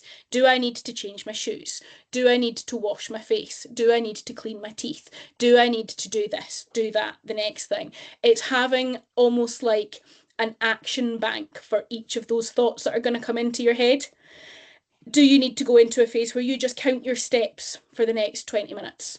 No, just count up to 100 steps every single time, so that you have something in the immediate now to focus on. And it's often just, if those thoughts are kind of creeping into your head, it's just knowing what to do with it. It's this idea of like cognitive diffusion, which, as I said earlier, it's like creating space between you and your thought. Just because you have a thought doesn't make it real. Right? Just because you think something doesn't make it so. There's a whole other field of psychology dedicated to that. But just because I think, oh, what if this happens, doesn't mean it's going to happen, unless you set in motion a chain of events that then make it more likely. Go, oh, what if this happens? And then I can't even think of an example right now. My mind's gone completely blank. That's really helpful. But I don't know, if you're out there and you think, oh, I'm really going to have an energy dip at that point in time, right? And you go, oh, it's getting dark, right? My energy is going to dip while it's dark. And then it starts to get dark and go, oh, my energy is going to dip now. You start to create this like self-fulfilling prophecy. Or if you go to yourself, I always really struggle at 3 a.m. and you look down at your watch and it's 3 a.m. and you weren't struggling, but you look down and go, oh, it's 3 a.m. I should be struggling now. You know, you start to create these little loops that create behaviors or create reactions. So we want to know what all of those things are before you get anywhere near the start line. And get yourself a notebook or a note on your phone and write down what all of those worries are, and then write down the opposite of it. Now, what are you going to do if this thing happens? And it's practicing this idea of like self-compassion. It's like, okay, I might feel like this during the race, but it's a big race. It's hard. It's going to be hard. What we're trying to do is say, right, I might feel this way. And people talk about resilience and performance under pressure, right? See, if you were doing something easy, you wouldn't need resilience. See, if you were doing something easy, you wouldn't be performing under pressure. So it shouldn't feel easy all of the time. And I think we can take a lot from saying, this is hard right now, but I'll get through it. Right? This is hard right now, and I'll keep going. You know, those words but and can be quite useful because they start to counteract the thoughts if they're already there. If it's more that imposter style thought that is coming in, like, I don't belong here, everybody's better than me. This is where you say things to yourself like, this is uncomfortable, but it's uncomfortable and it's important to me. Is I feel uncomfortable because this matters. I feel nervous because I care about this.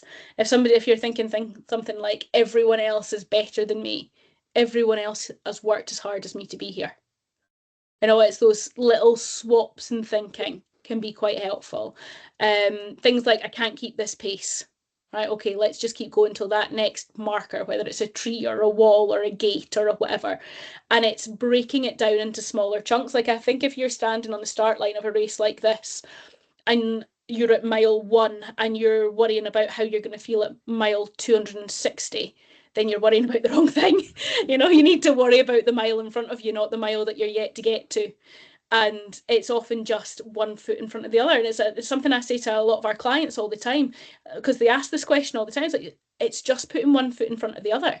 Just focus on the next step. If you're in the pit, if you're in the hole, you just need to take another step. You just need to keep your feet moving. And like I said right at the beginning of this answer, you have to respect the race. You know, like, you have to turn up and have a little bit of what if, right? Because you need to know how to react if it goes well and if it goes badly. You know, if something's not working, you need to know when to make a good, sensible call. You know, you need to know when you're being a diva and when you're just having a little strop. You need to know when something hurts too much and when something's just bothering you a little bit. And the only way that we do that is by having a really good, honest relationship with ourselves, because you are going to spend 100% of that race with yourself out there. You need to be really comfortable being your own biggest cheerleader and kicking your own ass, because there's going to be great big expanses out there where there's not anyone else to do it for you. So I would always come back to this idea of write it down. Write down what the worries are, write down what you're going to do if that creeps in. And if there's ones that you know are going to creep in, write it on Sharpie on your arm and read it again and again as you keep going. My first West Highland Way, I wrote on my arm, and this is way before any races took on this slogan, was don't be a dick. Don't be a dick. Whatever you're doing, don't be a dick. If you're going too fast, don't be a dick, slow down. Slow down. Oh, it's my favourite mantra. Yeah, if you're being a diva, don't be a dick. Don't. But yeah, your answer there made me think of my second quote for the night was René Descartes. Classical tonight. Christmas or something's having an influence, maybe. I think, therefore I am. If you think that you're struggling, you will be. Yeah. If you think you're doing well, then go and do well. Go and Ross will finish it in 3 days. I'm going to get that on a t-shirt, Mike. But we've came to the end of the questions that we let Alice see. Yeah. We've got a whole load more that she's not had time to prep. So don't judge her on the answers, or do if they're good. But yeah, I'll take full ownership of good answers here. So we're going to fire them at her and see how she copes with them. So one that I've got, personal one, a lot of people know about post-traumatic stress disorder. Yep. And something that I didn't know about was post-traumatic gain. And about 5 years ago now, coming on for 6 years, I had heart surgery. And a lot of people think that you go through that traumatic thing and certain things trigger bad things, and you don't. For me, I've used that as a gain.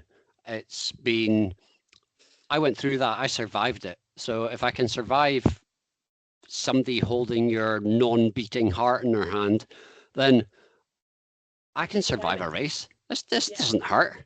So how does that, it might not be imposter syndrome, but how does that relate to sort of positive self-talk is what you're just talking about? Yeah, absolutely. So post-traumatic growth is what we would call it, or post-traumatic can't speak anymore. Gain is this idea that after something difficult or challenging or traumatic, that we do not have to be negatively affected by it. It's actually a really interesting body of research. Luckily, you have tapped on a question that I happen to have written a dissertation on, so that I may not have prepared tonight, but I prepared about 10 years ago when I did my master's for this one.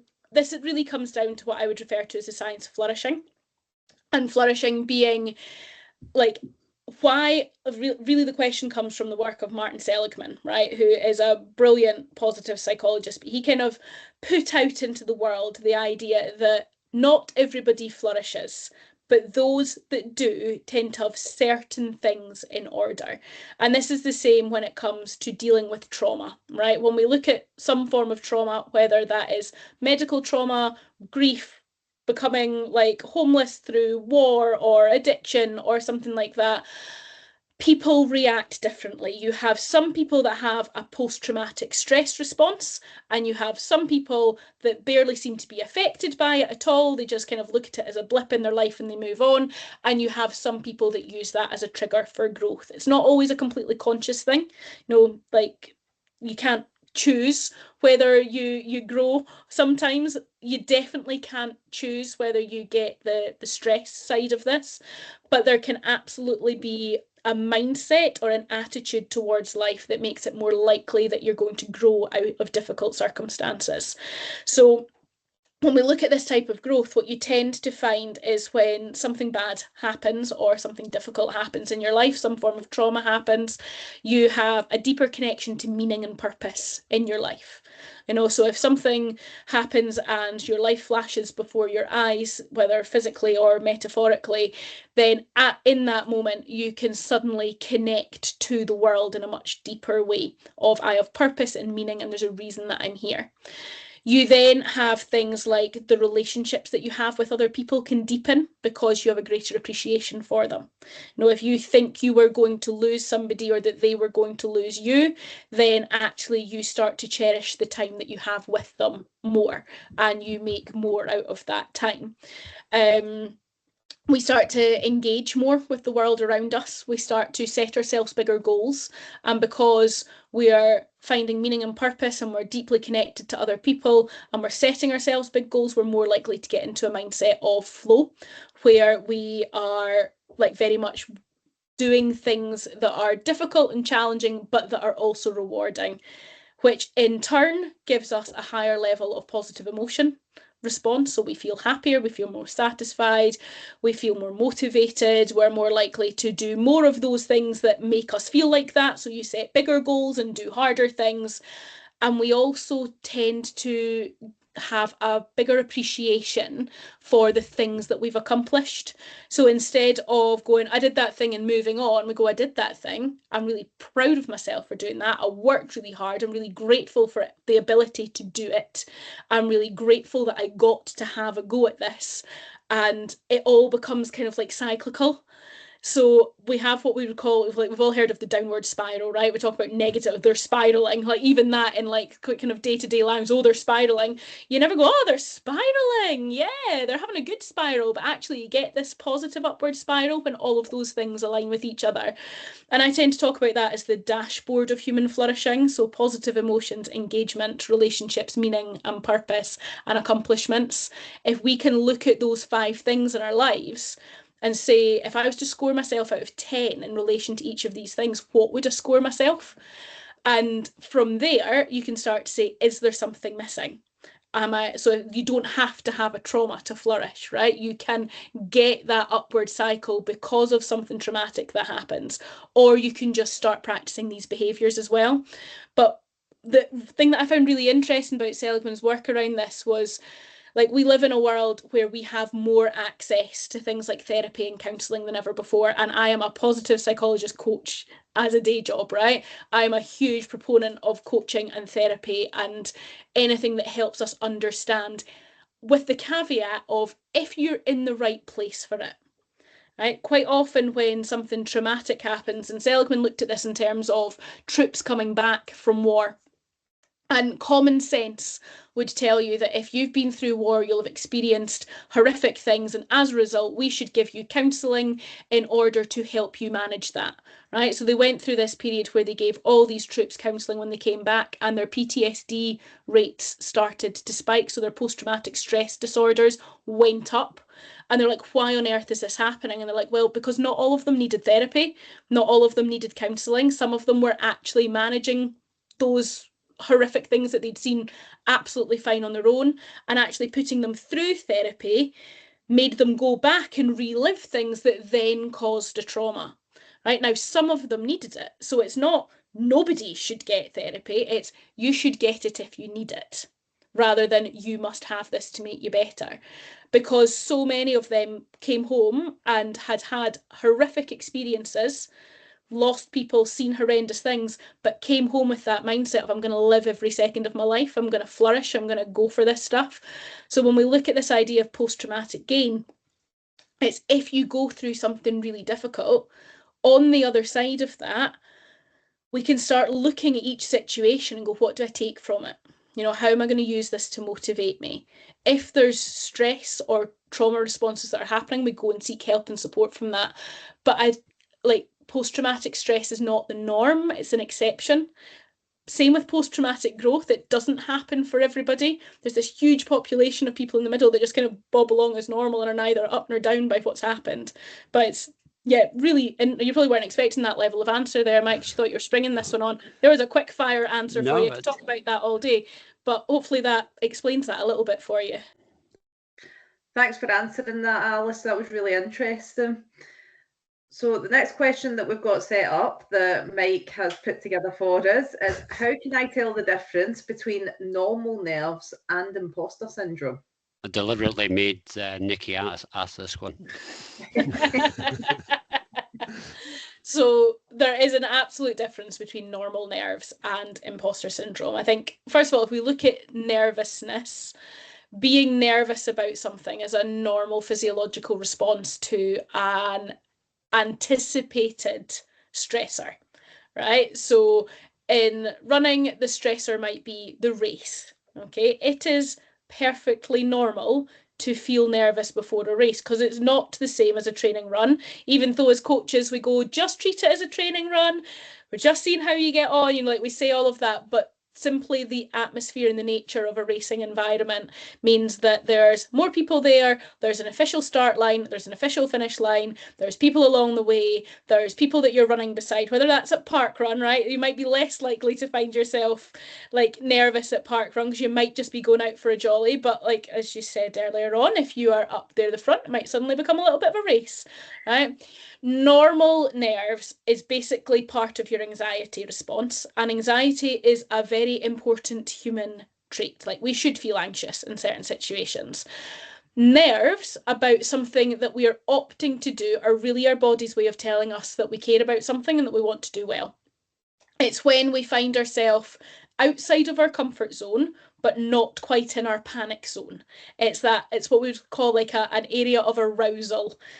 Sometimes we call it like your kind of stretch zone in between where you're absolutely being challenged, but it's a challenge within your capability. So if you've been training for something and training's gone well and you're going into a race and you feel nervous, you go, why do I feel nervous? I know what I'm doing. It's just your body's response to that environment. Imposter syndrome is much less to do with how much training you've done, how competent you are, and more to do with how confident you feel and where your self-worth sits at. So one of them is like a physiological response, one of them is a psychological response. Like, feeling nervous is a physiological response to your environment. Having imposter syndrome is a response to the people or the environment within that space that you're in. So that comparison bit comes in there. Like, you can be nervous without comparing yourself to other people or wondering what other people are thinking.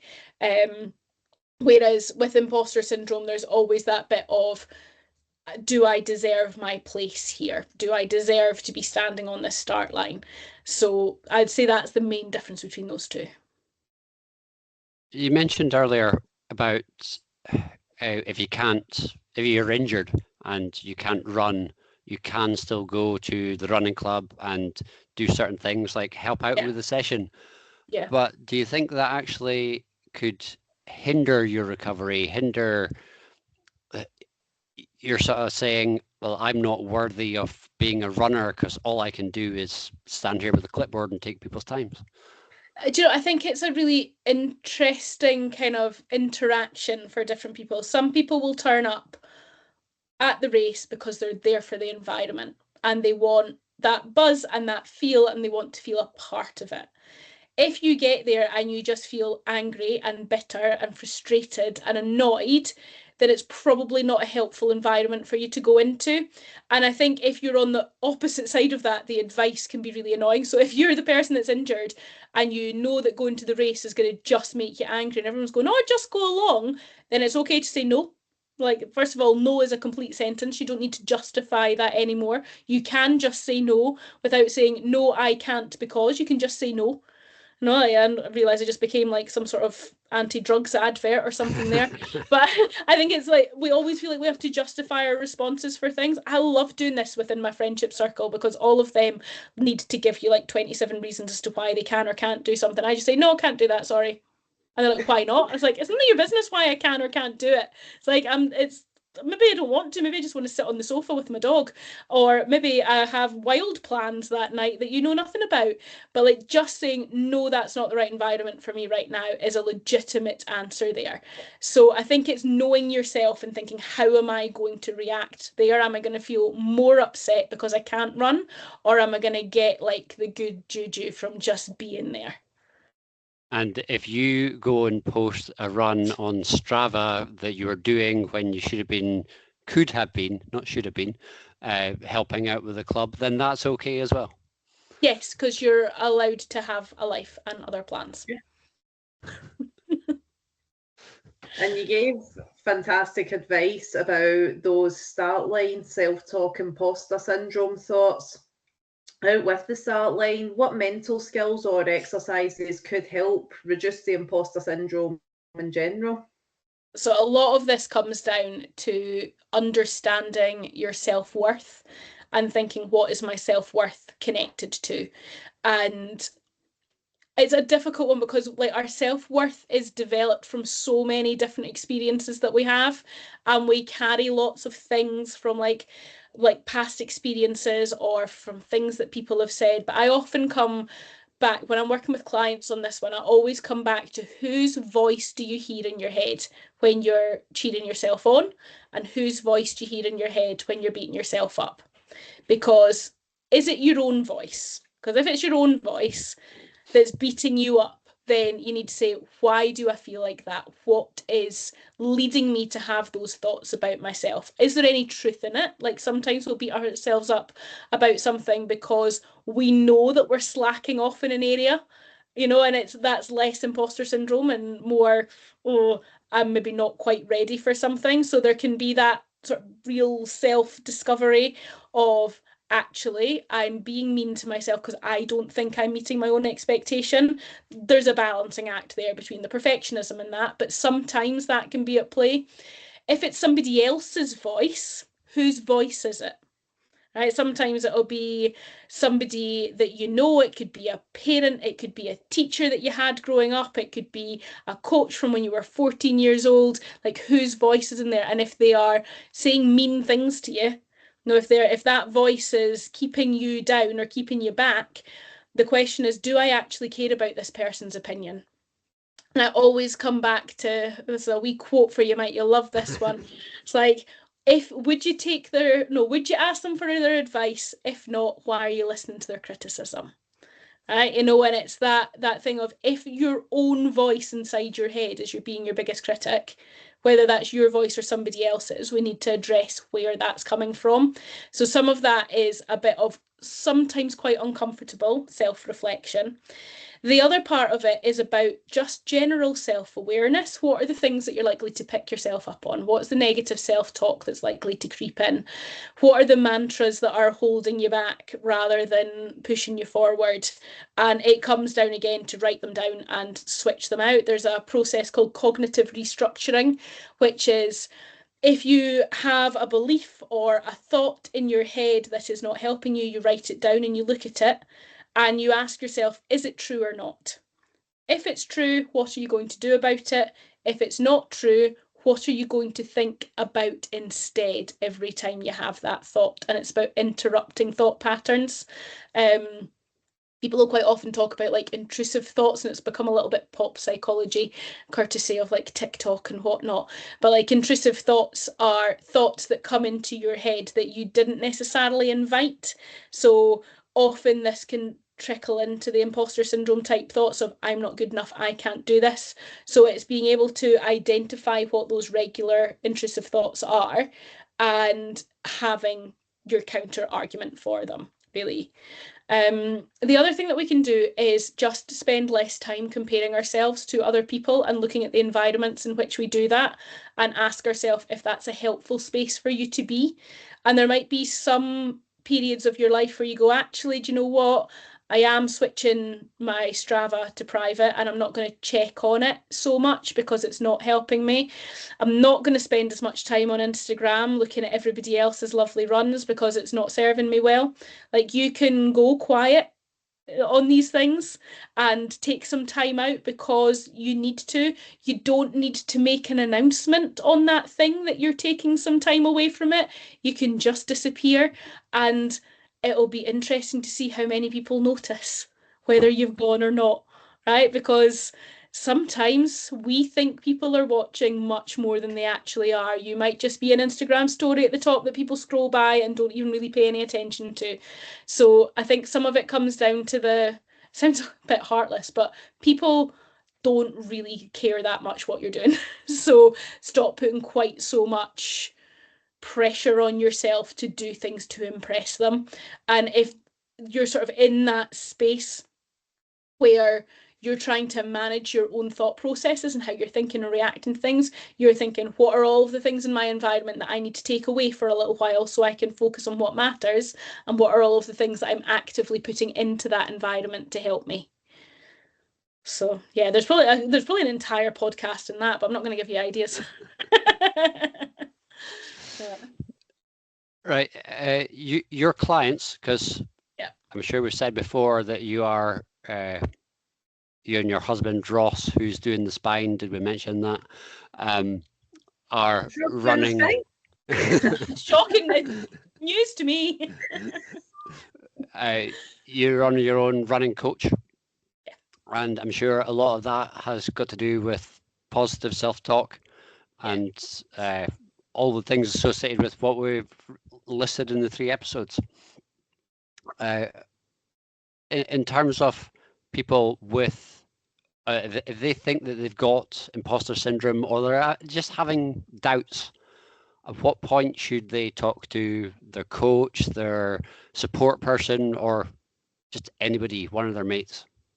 Yeah, I think as soon as possible is usually the answer to that. It's like any advice that I would ever give around how we're thinking or feeling about ourselves, particularly if those are not pleasant thoughts that we're having. The quicker we speak to somebody, the easier it is to then manage it. Now, whether that is your coach and you're saying, actually, these are the thoughts that I'm having, and you're able to open up that conversation with your coach and have a conversation, whether that's seeking other help outside of that to support with that. If your coach is like, this is outside of my territory, I understand how to put all of your different phases of training together, but I don't know how to deal with this. That's sometimes where you go and look for other help or support to help you manage that.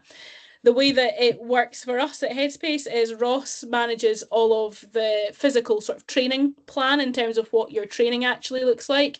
And then I work one-to-one with our clients on a pretty much a monthly basis. And it's funny, sometimes those are like, the conversations are usually about an hour long, and sometimes it's like, yeah, everything's absolutely fine, it's all ticking along nicely, and I'm like, that's really lovely. And other days it's the entire world has fallen apart since I last spoke to you, this is what I'm thinking, this is what's happening. And I think it's really just having that protected time and space where you can say, this is how I'm feeling. And like I'll say, in my coaching role, a lot of the time it's not necessarily me giving somebody advice that makes a difference.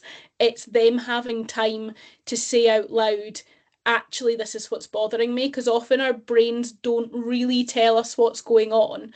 And it gives us like surface level responses of, I'm annoyed, so I'm going to get frustrated when somebody leaves their dirty knife on the counter, rather than deal with what's actually going on. And this is where I would usually go with what I would call the toddler approach of the why, and having conversations, whether it's with your coach, whether it's with a professional, whether it's a friend or your training buddy, and you just keep asking them, why do you feel like that, and why do you think that? You eventually get to what the root cause of it is, and often that comes down to levels of self-worth and value, how you're feeling emotionally, and the impact that that's having on your training. So I would always recommend, the sooner you can talk to somebody about how you're feeling, the better. And if you're listening thinking, I don't know who that person is, then get yourself along to your running club and just go on one of the social runs and get chatting, because from what I can fathom, there's nothing people love more on a social run than sharing their deepest, darkest, innermost secrets.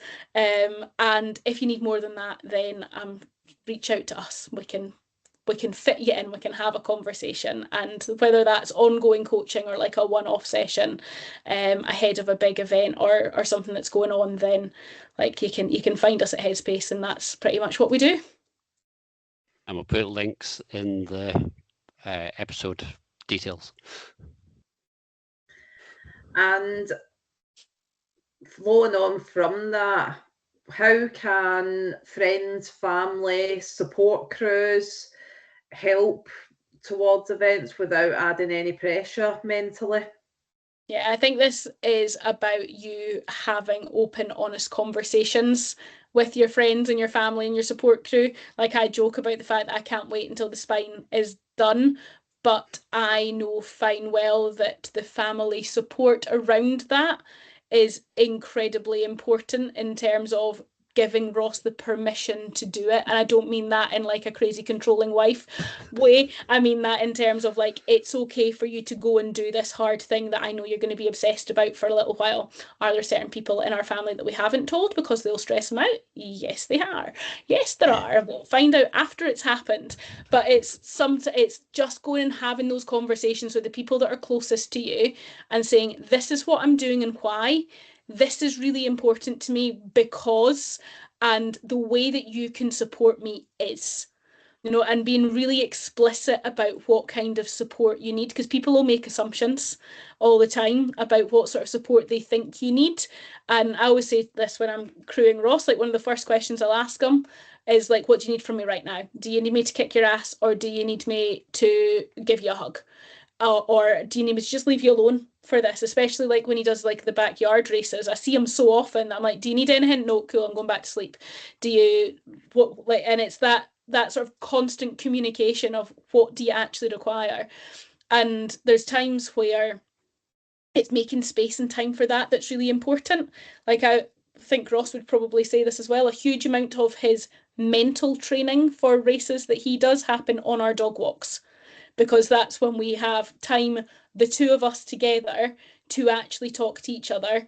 And I mean, he does have the mild advantage of having a psychologist as a wife, but whether you do or not, like actually like just walking with people is a great place to do it, whether you're walking or running. And some of this comes down to the setup of that conversation. You're side by side.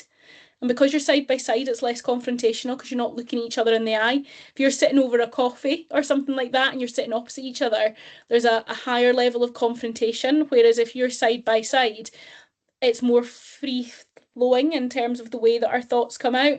So if you're really needing support from a member of your family or a member of your support crew, go for a walk with them and talk through what you need. And it doesn't need to have a full written agenda. It's more just you being able to articulate what support you need. And I think there is also a reminder for runners out there that your loved ones love you, but it's sometimes nice if you remember they exist too. Can I just ask off of the back of that, if you say you're using Ross as the example as a good one, if you say, what do you need? If the answer is, I don't know, from a, like, do you just pick and hope it's the right one? Like while they're running?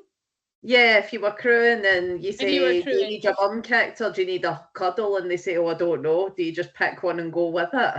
I usually start with the ass kicking. If he looks like he's going to get annoyed, I switch the cuddle, but that's just my particular type of marital bliss.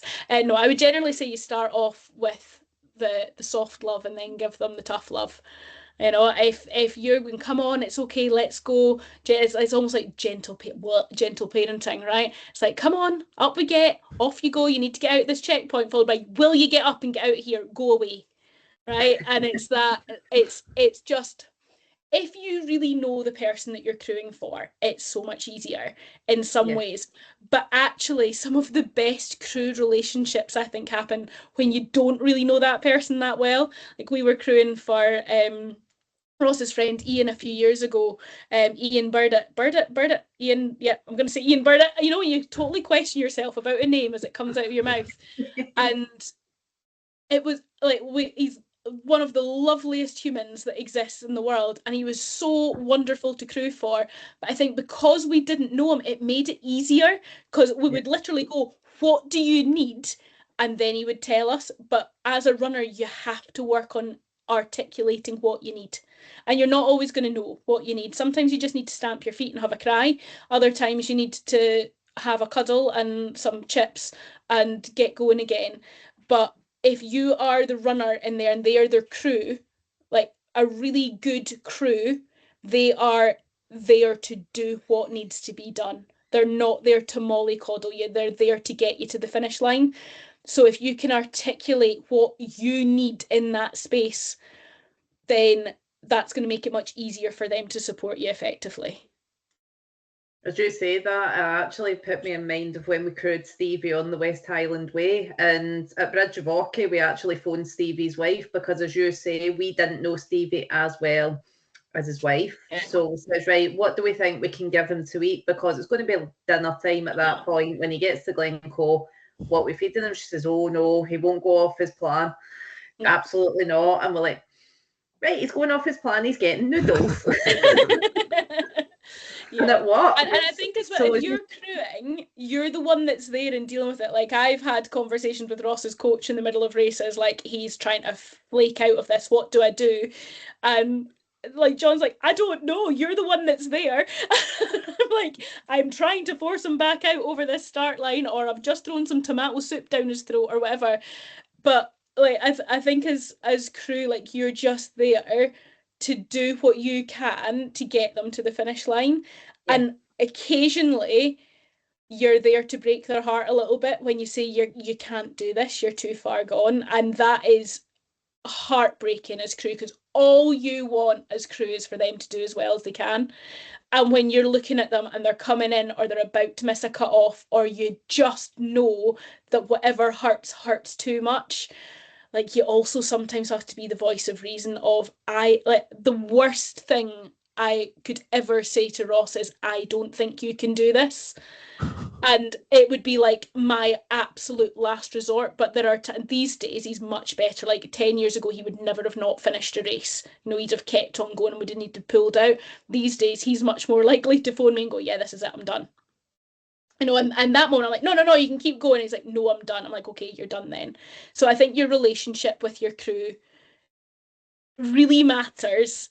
But it's that thing of like, sometimes they can know you too well, and sometimes not knowing them at all can be really useful. But it's communication, like whatever that relationship is, it's communicating as clearly as you can what you want and what you need, without being too much of a diva. But after 100 miles, we forgive you. Only 100. I thought the spine was 268, isn't it? I don't turn up for races that are less than 100 miles these days, Mike. You know that. Yep. Right. Last question that we've got written down is metrics. Yeah. Somebody's knows that they're suffering. They've talked to somebody. How does that person or their support network measure how they're getting over it? How they're not necessarily getting over it is probably not the right term, but how are they improving? So I think, like, do you mean from a psychological perspective? Whatever you think improves them. Yeah, so I think there's a couple of, like, you've got your hard metrics here of measuring actual performance, right? Like, your performance metrics that you get through your watch, etc., are really helpful data points. Like we spoke earlier on about the importance of data. Strava's great because it measures all that stuff. Your Garmin or whatever watch you use is great because it measures all of that stuff. So you can measure some of the nuts and bolts of things like heart rate, right? We'll think about our heart rate zones, what zone we're in, etc. See if you're particularly stressed about something, your heart rate's going to be elevated slightly. So if you're really stressed at work and then you're adding a big training load on top of that, there's likely to be an increase in your heart rate. So we can look at things like that as like really crude metrics. When we get into the more psychological side of things, so much of it comes down to slightly more abstract experiences, like, how do you actually feel? Do you feel better. And this is where it becomes so much more difficult to measure, because how you feel day to day changes based on all sorts of things, like how you've eaten, how you've slept, what the weather's like, whether you stubbed your toe getting out of bed, whether you had a weird dream just before you woke up, whether you're tired, whether you've got a big thing on at work. So like our actual day-to-day mood is quite transient. It changes quite a lot, but what we'd be looking at more is your kind of overall level of, here's your psychology term for this, of positive affect, which is how much positive emotion are you experiencing day to day versus negative emotion day to day. And that's not just about happiness, that's joy, satisfaction, contentment, relaxation, interest, optimism, all of that stuff, versus sadness, depression, disengagement, boredom, frustration, all of those ones. And I always come back again and again whenever people find out that I'm a positive psychologist, which is the type of psychology that I specialise in. They're like, oh, is that about being happy all the time? It's like, no. I was like I said earlier on, like if you were happy all the time, you wouldn't be happy. You'd just be average. You'd just be normal. So it's really about the differences in those levels of emotional experience. But there's a whole layer of individual differences on top of this. Like some people experience emotions really intensely, some people don't. Like some people are just that like bobbing along the surface, neither up nor down by anything. Other people are all over the place. So how we would measure this for different people would be different. So some of it is reflecting on, like, say something has happened that has affected your ability to run. Say you're injured and you're not able to run for a little while. How does that affect your mood? Do you get more irritable? Are you more frustrated? Are you shorter temper? Like, do you have a shorter temper? Are you sleeping more? Are you eating differently? Like, what starts to change in some of these basic behaviours compared to when you're normally fit? And then when we're looking at how we track improvement or performance, a lot of the time it comes down to, how do you feel? Do you feel better? Right? Are you feeling happier, more focused, more motivated, more engaged? And if those things are going up, then like that's the equivalent of your performance metrics, including almost going back to that flourishing model from earlier on, positive emotions, engagement, relationships, meaning and accomplishments. Those 5 things are really useful metrics to have in the background for looking at improvement. The other thing is time. Right, time, this is so cliche, but time is the greatest healer. When you are in something, it can feel all-consuming because you're in it. 2 months down the line, you might go, God, I don't even really remember what that was like. So being able to sort of look back and make a comparison between how you were feeling then and how you're feeling now can be useful. If we're particularly looking at imposter syndrome, then it's really looking at, where does that imposter syndrome actually interfere with your life most regularly? Is it at start lines? Is it during races, after races, during training, when you're posting on Strava? Where is it creeping into your life most regularly? If we make a change to this thing, does it get better or worse? If you post things publicly on Strava less, does that reduce it? If you spend less time scrolling on Strava or Instagram, does it reduce it? If it's start lines, okay, what about if we look at your self-talk? What are you thinking on that start line? Are you thinking, I don't belong here? Or are you thinking, everybody has worked as hard as me to be here? You know, so a lot of it is harder to measure because it's qualitative. You know, like there are some things that we can measure on, like surveys and things like that can be useful as little glimpses in time. But so much of it's like running. It comes down to feel. How does it feel? Like, you know, sometimes if you went out running without your watch, right, and you just went for a run, and it wasn't about a particular distance or a particular pace, and you just went for a run and you came home and you went, that felt good today. Right, that in itself is a really useful thing to measure. Equally, if you go out and you go, this feels crap today, you might have run faster, you might have actually done better, but it doesn't feel as good. That's useful to measure. So things like habit trackers or mood trackers can be useful for that, because you'll also find there's other things affect it, like your hormonal phase as a woman can affect how you feel. Your stage of life as a man or a woman can affect how you feel. How busy work has been can affect these things. If if you're feeling more imposter syndrome at work because you just got a new job, you might find it transfers more into running as well because you're already in that kind of psychological space. So when it comes to like measuring any of these things or measuring improvement, it really comes down to self-awareness. The more self-aware you are, the more likely you are to be able to say, I feel better or I don't feel better. And then it's about digging a little bit deeper and going, so why? What changed to make it better, or what hasn't changed or has changed that has made something worse? So it's unfortunately a little bit more difficult than heart rate data and pace data, which is why Strava works so beautifully.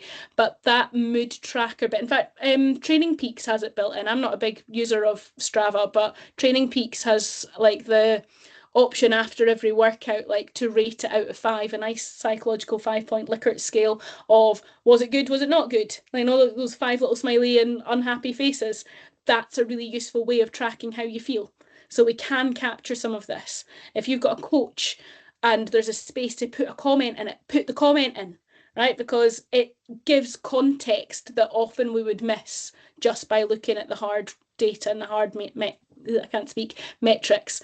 If you don't have a coach, get yourself a little running diary or open a little running diary or journal on your phone and keep a track of it.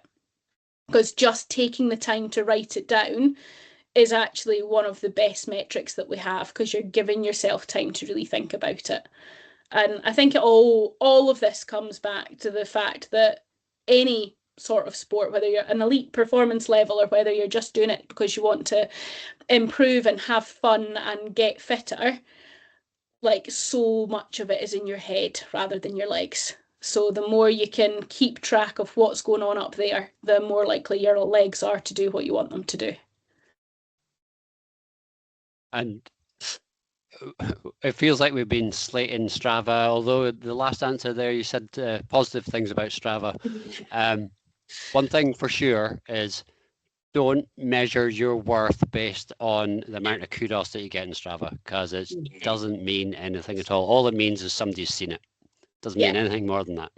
But on Instagram, put a thumbs up, because Instagram helps with the algorithms and stuff. So it might not mean anything to psychologically, but for algorithms, it lets other people listen to this. So. Yes, absolutely. Lots of likes. No, and apologies to Strava. If Strava are going to come after me, I only attacked you because that was what came in to the question. It's just, I think the data aspect is brilliant. We just want to be mindful of the wider aspects for those of us that do have imposter syndrome.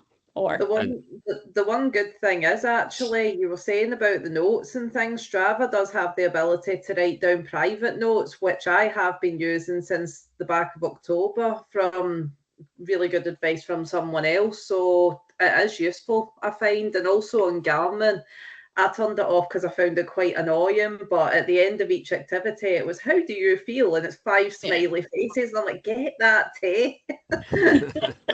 Well, I find, because I use Training Peaks because Ross is my coach. I'm his best client for sure.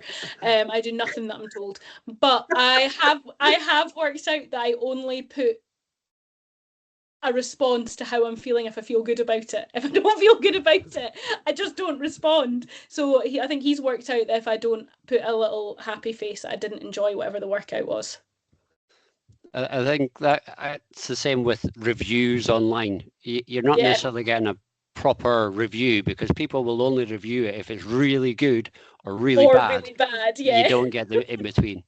So. Yeah. Whereas if you do, like, to practice what I preach, which I will start doing immediately after this podcast, if you do it regularly, it builds up a much better picture of how you're doing. Yeah. Right. I think that takes us to the end of 3 parts. We've been talking for about 6 hours in total. If you haven't listened to the previous episodes, go back and listen to them. I enjoyed them, so hopefully everybody else does. And it's just for me to say thank you, Alice. We may or may not have you on again once Ross completes the you can have him. I'll sit in the background and just boo, hiss in the background. No, right. I will be there cheering him on, watching his dot, so you're welcome to have him once he completes it. And it's thank you, Nikki, for being Nikki. Thank you, Alice, for coming on, and it's goodbye from me. Thanks for coming on, Alice. Oh, you're so welcome. Merry Christmas, folks.